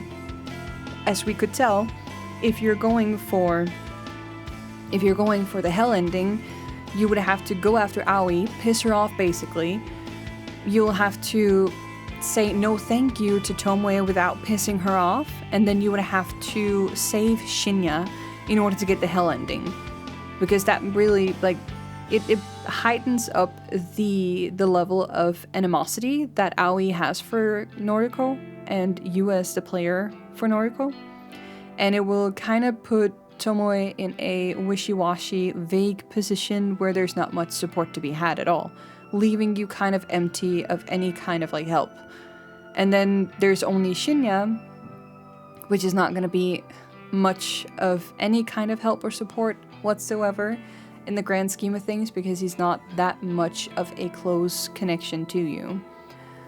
Versus the false ending is where you will try to make amends with Aoi. You're trying to like at least show that you care, but you're going to give her some space instead of like hauling ass after her and like antagonize her. And then you would have to be in good graces with Tomoe, pleading some kind of like more of a falsified sense of self with yourself as well, because you're kind of working against your instincts in a sense when you're playing Noriko at that point. It's unnatural for you to accept Tomoe when you're seeing how their relationship is acting. And then you have this well-meaning, pretending but not fully committing kind of connection with Shinya, where you're trying to at least like establish some level of like, I'm here to listen. If there's anything wrong, please tell me, but you're not fully engaged with it. So it's kind of like you're making friends with the wrong people and you're pissing off the wrong ones, or you're not making the right connections with the right people. And that's going to give you a false ending, leading you down a very solitary path. For the bonus ending, it was to both be good to Aoi, giving her some space, and making good connections with Tomoe by saying you feel better with her looking after you, and then also being able to save Shinya from whatever shit that he's in. That alone has just put it into the game where it sets you up for success, in a sense of like, you're not only on good terms with Tomoe, but you're also strengthening your relationship with Shinya. And when it all comes down to it, that only works in your favor at the very end. And then, as I'm presuming, is that the true ending is only available if you have unlocked all of these other endings previously. And then you get to see what actually goes down, how Noriko is finally wrapping up the entirety of this hellhole and putting her life back on track. So it's, for me, a very satisfying read. I will never feel the same way going back into this game again, but holy jeez, I'm so happy that I have this so I can go back and look at it myself and be reunited with what it was to actually play it again for the first time. So I'm happy I got to play this on stream, having this moment immortalized. Because if there's something that I cannot sit down and have the same reactions to the same experience twice. It will only be absolutely genuine the very first time I go through it. Sadly. I wish I could experience it the same way the first time over and over again. I wish I could just like bleach my brain from any experience sometimes so that I can relive the epic moments. If someone would read one of my chapters, they would read around 3k word each chapter, while the full chapter and all pathings mostly end up at around like 10-15k words. My chapters in full pathings are thesis-based, thesis-sized. Woohoo! Is that just like for narrative alone, or for like the characters as well? Is it for only narrative parts, or is it like counting dialogue? Because for dialogue, it's pretty okay. Hell ending would probably be there as well if you pissed them all off. Most likely, I think it's a matter of like going majorly good, majorly bad, and then the false ending is kind of like if you're making friends and enemies with the wrong people. So in this case, in this scenario, and in this story, Aoi is 100% the bad guy, same with Kochiro, but Tomoe and Shinya are the good guys. So if you're making friends with Aoi, but neglecting Tomoe and Shinya, you're gonna get the false ending because you're not gonna be, like, making the right kind of connections, and that's gonna lead you down a false path. Versus if you're saying kind of no to Aoi, or even, like, just trying to include her as well, but then still maintaining a good relationship with the other characters, then you're going to end up down on the bonus ending because you are genuinely wanting to establish good connections with others. But that's where the bonus ending comes in. And then once you've gotten that part from the false and the hell ending, you get the bonus, and then it unlocks the true. I'm very curious because I keep saying that the true only comes after you've gotten everything. I'm curious to see if there is actually a pathway that will give you the true ending immediately. But for that, I will definitely go and look up a walkthrough and see if there's anyone else that's been able to get the true ending without getting any of the others first. Because that's just a curious question for me. That is counting down at dialogue. My visual novels does not have much dialogue. Oh. That's still pretty good. I mean, if you were to come to me and say that you don't have more than 1k words in total, and that's for dialogue, it's probably going to be a very, very short story. Even if it's only for dialogue. Because dialogue sometimes can be long or short depending on the character that you want into the scene, how they are usually talking, the way that they're usually behaving, what kind of interaction that they're having with the player. So, like, I don't think that there's reason to worry too much on whether or not you have too much. I think the important points for visual novels is that if it becomes too narrative heavy without much dialogue, which is what I was a little bit worried that it was going to be too narrative heavy in this story, but it was not. The voice acting and the characters being in and doing their parts were more than plenty, and I absolutely adored the balance in between. So I love the fact that there was like on-off switches between me having to narrate some of the narratives and then the characters going back in and saying, oh, it's our time to shine, we're gonna jump in and just do our jolly thing, which is incredible. I love that. Of course, not all visual novels have immediate dialogue, and I also know that if I were to read a story that is not letting me do only the narrative parts, but also making me having to do the voice acting parts, then maybe I could find myself in trouble sometimes. But then still, the narrative parts does include like an element, because it's kind of like an inner voice, especially in this one. It was an inner voice for the different characters.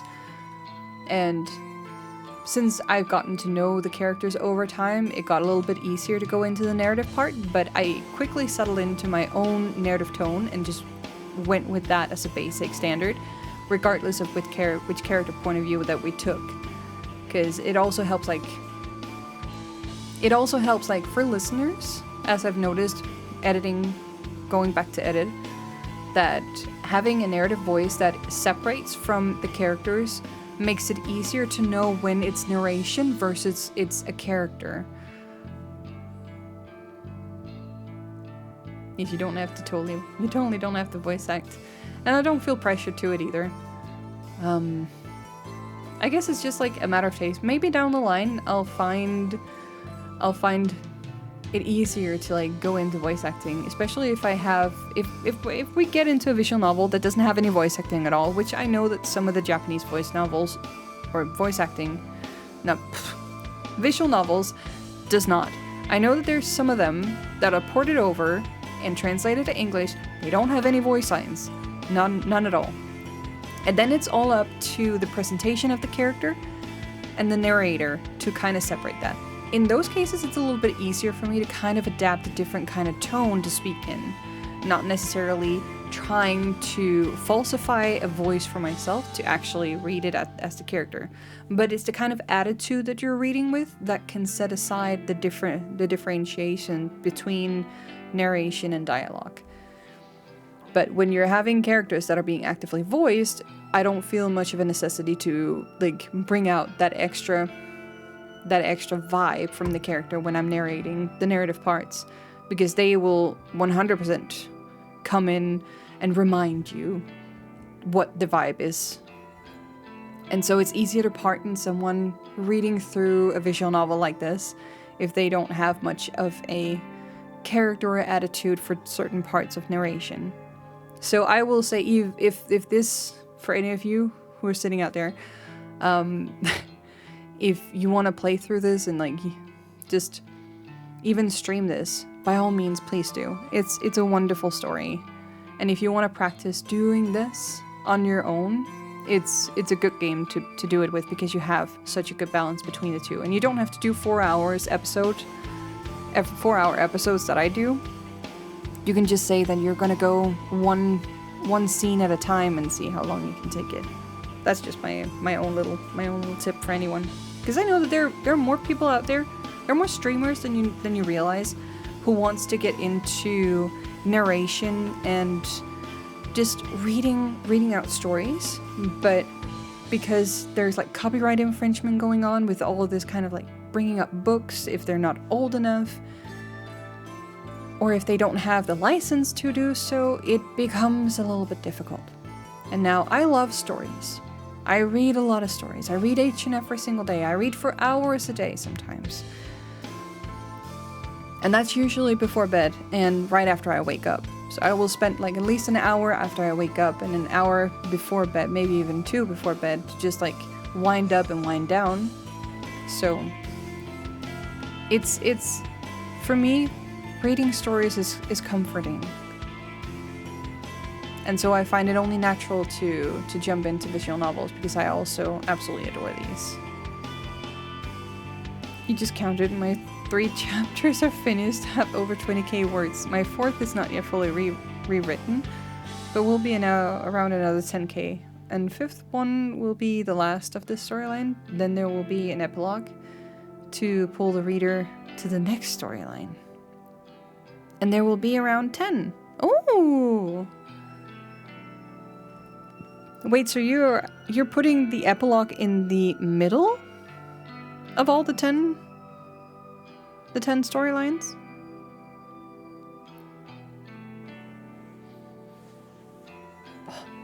I can also feel my throat. One thing that was a little bit silly of me, after my outing yesterday, I ended up standing outside and talking for too long. And I was not wearing any, like, overcoat or whatnot, so I was freezing a little bit. At the end of the stream last night, I felt my throat was a little bit sore, and also this morning. I took my preparations and just rested my voice up until stream. So, but it's easy going downhill again. I hope I'm not going to be spending the next week being sick with a sore throat. That would be terrible. So if anything, I'm just happy we got to get this done today. Because even if I have a sore throat that is completely cracked, it will work wonders when we play Phasmophobia. Maybe you overdid it with also going for Reaper yesterday. That was not like the worst thing. I was only tired a little bit, but not really like exhausting on my voice. And the level of annoyance with my voice that I felt wasn't even to the point where I understood that it was going to maybe do something bad. But it was when I woke up this morning that I noticed, oh.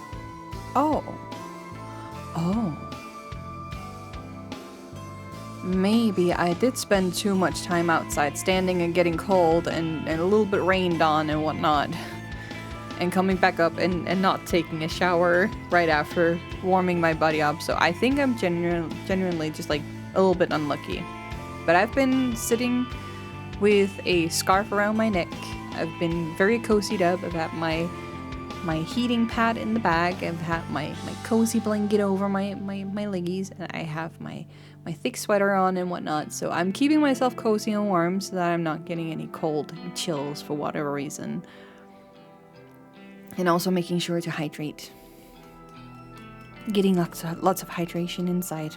And eating, of course. Keeping nutrition is also important. I cannot believe we managed to complete this. 7 weeks. 7 weeks. No, 6 weeks. Because effectively we had the sixth playthrough yesterday, and we're still within the 6th week. So 6 weeks, and we managed to complete this. And then we're doing Halloween. We're celebrating. We're wrapping up Spooky Season and Spooky Friday with Phasmo next Friday. And then we're gonna switch over to Saturday streams. Effectively.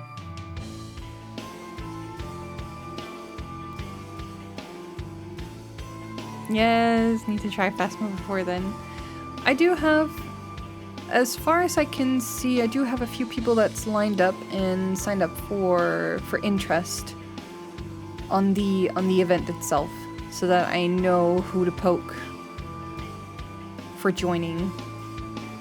And I'm thinking that they have put an interest button on it because they want to be able to join in on the community part. So I hope that we're gonna be having a great amazing evening. Because I, for one, don't really have anything going on Halloween, so you cannot press interested buttons on Discord? There are none? Let me try to resolve this with you. So if you're in my server, you go up to the events and you get them open, right? And then there should be a very large green button saying interest that you can press. Let me just do this from my phone in case you're sitting on the phone too. For anybody listening also. Server. Click on the calendar, we see events. There is not a green button, but there's a large gray button that says interested, and that's because I am interested. If I am no longer interested, what does it change to? It's still gray, but it has a bell instead that says interested. Okay. Maybe the button will turn green if Even on my phone, there's like a large button over each and every single event. You link your Discord to Twitch? Oh, how do I find the Discord? Pan, you should be in the Discord already, aren't you not? Are you not?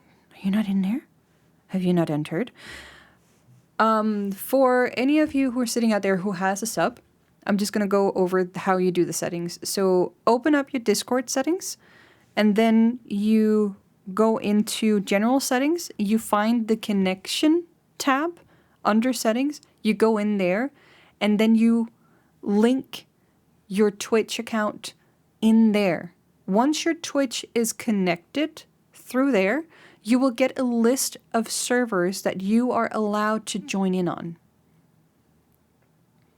And you will find my server under there. If you're subbed, you will find my server, Minis Galaxy, under there, and you can press join. You link your Discord to Twitch. Yeah, I only had the interested button for the fast mode, not for the normal events. Interesting. Would you mind take a screenshot of that and just DM it to me? I would love to see how that looks like.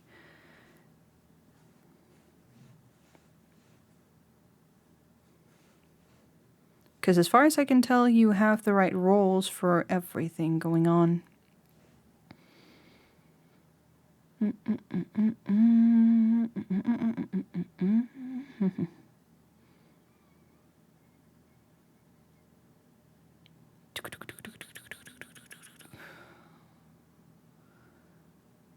For Phasmo.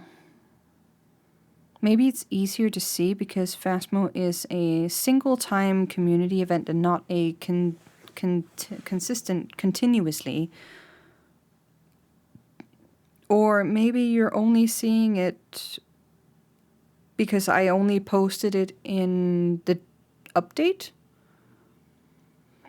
On Discord, you have, on the mobile phone for Discord, if you want to find events, you will have to go into the server that you're on, slide the screen to the right so that you get the list of all the channels. Up in the very top where you see the server name, you see the search bar, and then you see, if you have allowance for this, a people plus button for inviting. And right next to that, you have a calendar.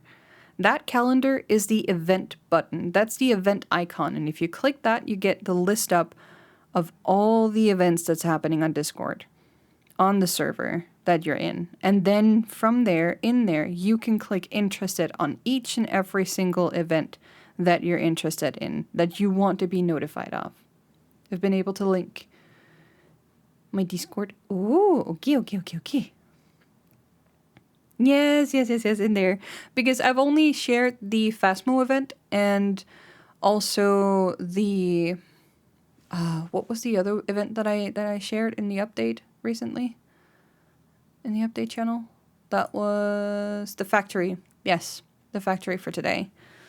Corpse factory for today. Because it was a single time thing. So yeah, in there, and then you can see all of the events. It's not very apparent. It's not very normal. And I know this, so thank you for asking the questions so that we can go through it and I can help you figure out how to actually effectively use these little different places. These little features, because even though Discord is so normalized now, it's not everybody that's using them to their fullest ability. Most people usually only know and understand how to go in, make calls, and do friend connection or chat in different servers, but a lot of all the smaller nitty-gritty details and features are basically lost. So, sure.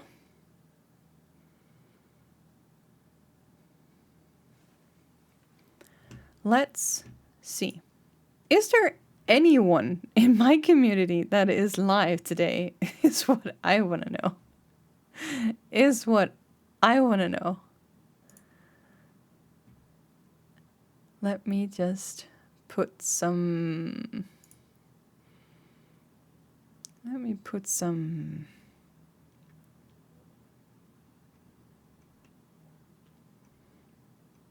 Where do I have all of this?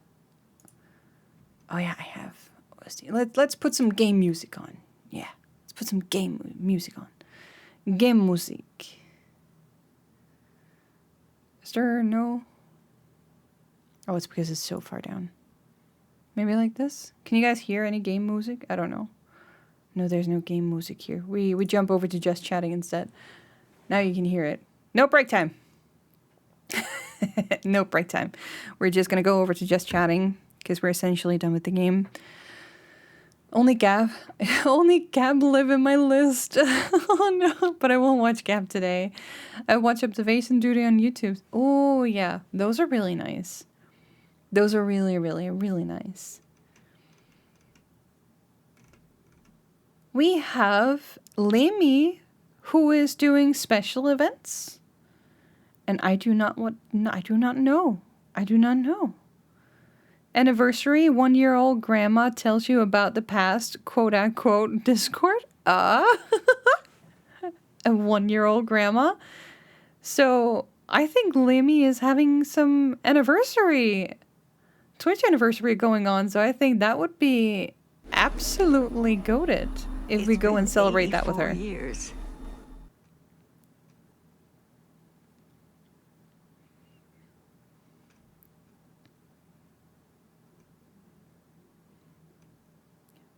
Let me just make sure.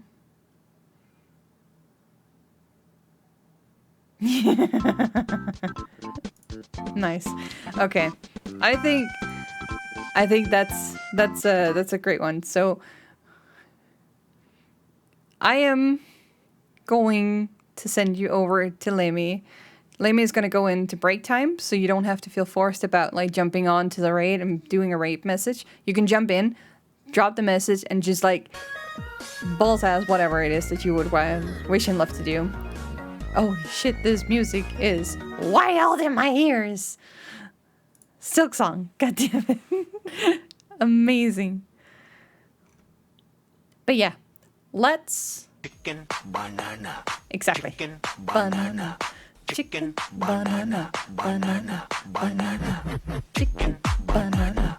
Chicken banana. Chicken banana. Banana. Banana. But yes, let's wrap it up for today. Thank you so much for sticking along. Thank you so much. Oh my god. Thank you so much. Thank you so much for joining me on this adventure with this game. I am 100% looking forward to the next visual novel I get my hands on. There is quite a few. I have one or two more in my library, I think. And if not, I have tons more on my wish list.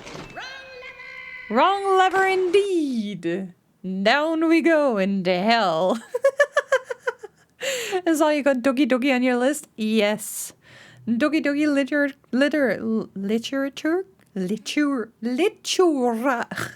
God damn it, my tongue is not working today. Literature club. God damn it. Now I'm almost out of points, so I will refrain. How many points do you usually rank up in one stream?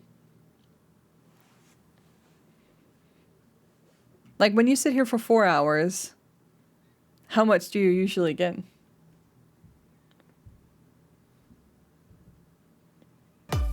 Ah, there we go.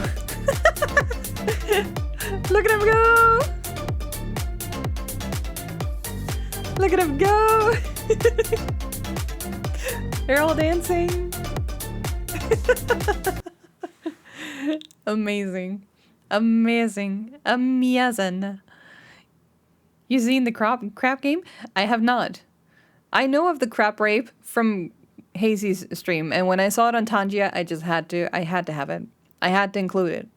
It's one of the major highlights that I always stick around for, and I love it whenever somebody is like redeeming it on this channel. So, It's just a small extra thing. Crab Champions, quite a fun game. Oh, I did not know this. So, but yes, I will... Another last one. Guys, lurkers or not, thank you so much for being here. You guys are an absolutely amazing bundle of joy to have. I enjoy coming to my streams now, and I don't fret. I don't get anxious. It's an entirely different vibe from any other like streamings that I have tried to do, and I am sometimes a little worried that I'm too candid, maybe too TMI. But in the worst case scenario, I also know that if it nags me too much, there's only one thing to do, and that is just to shove that one VOD into the void. Or maybe even just download it and edit it down to the point where it's beyond recognition. But for now, at the very least, I'm very content and happy and comfortable being true to myself. So it's not something that I'm normally doing.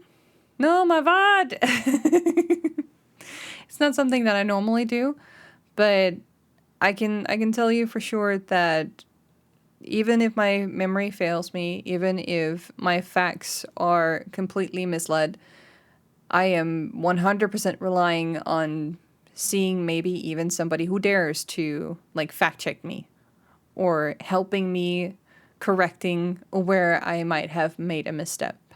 So I know for sure that I won't be led astray in that sense unless somebody is absolutely malicious. But I also trust my community enough to know that we know how to establish some good and healthy boundaries. So I'm not too scared. Not in that sense. So yeah. And I just had another deja vu moment. Another deja vu moment. Do you know when you have these? When you feel like, oh, I kind of had this kind of vision months, years, weeks ago, and then something happens. This feels like an insane deja vu moment, but I also have learned that those kind of like moments and memories kind of trips over into like kind of like a prediction almost. Being like, yeah, you could predict that if you continued down this road, that you would be doing a major turn in life at some point. And that would come to show. And today is that day. For whatever reason, my life is taking a major turning point from here. Sometimes the dream stuff that happens the same day or after that dream, I've had that happen too. I've had that happen too. It's kind of freaky sometimes. Confetti for that. Let's hope that it's for better times. I'm crossing my fingers, and I am hoping and wishing for the best. Not just for me and for my future, but I'm hoping and wishing for the best for each and every one of you. So, I am not the type to be parasocial, but I see you as human beings, even though I only know you by names. So, we may never meet in the real world, and that's completely fine. But from one human to another, stay safe. Take care. Be kind to yourself. And be healthy with your boundaries. Know exactly when things are too much and not. And just take it one step at a time from there. And that is the final words I have after completing a completely heavy game. I will be mulling over, maybe doing some polls for potential new games for Saturday streams. So, look forward to that over on the Discord. And if you're not there, snooze you lose. I'll see you. Take care. Stay safe. At all times. I cannot stress this enough. Toothless! There we go! You dancing. Minnie says, take care of yourself. As I look at the same time, I realize it's after midnight. That is still okay. That's still okay. I mean, you could be a night walker. You could be a night walker and sit like until 6 a.m. That's not for me to actually dictate. I have a sleep schedule right now that says I go to bed at like 3, 4 a.m. in the morning, and then I sleep until noon or something. That's my cycle. It's not normal per se as for the working class, but it's also not bad. It's not bad. If it works for you, it works. And if it works with whatever you've got going in your life, that's also okay. So, figure out what works for you and just roll with the vibe. Don't stress over what you cannot control. If you're tired, you sleep.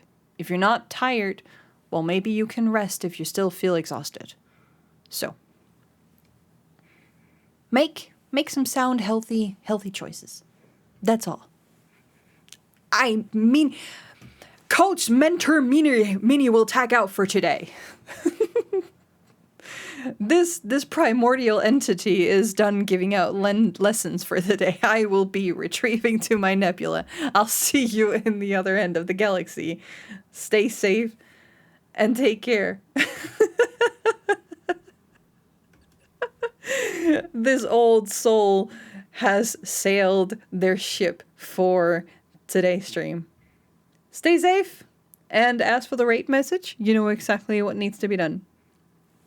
Mini raid, whatever emotes suit your fancy. Go and share some good vibes over in Lamy's channel. Send all my best regards. I will be there shortly, and then I will go straight into self-care. I'll see you.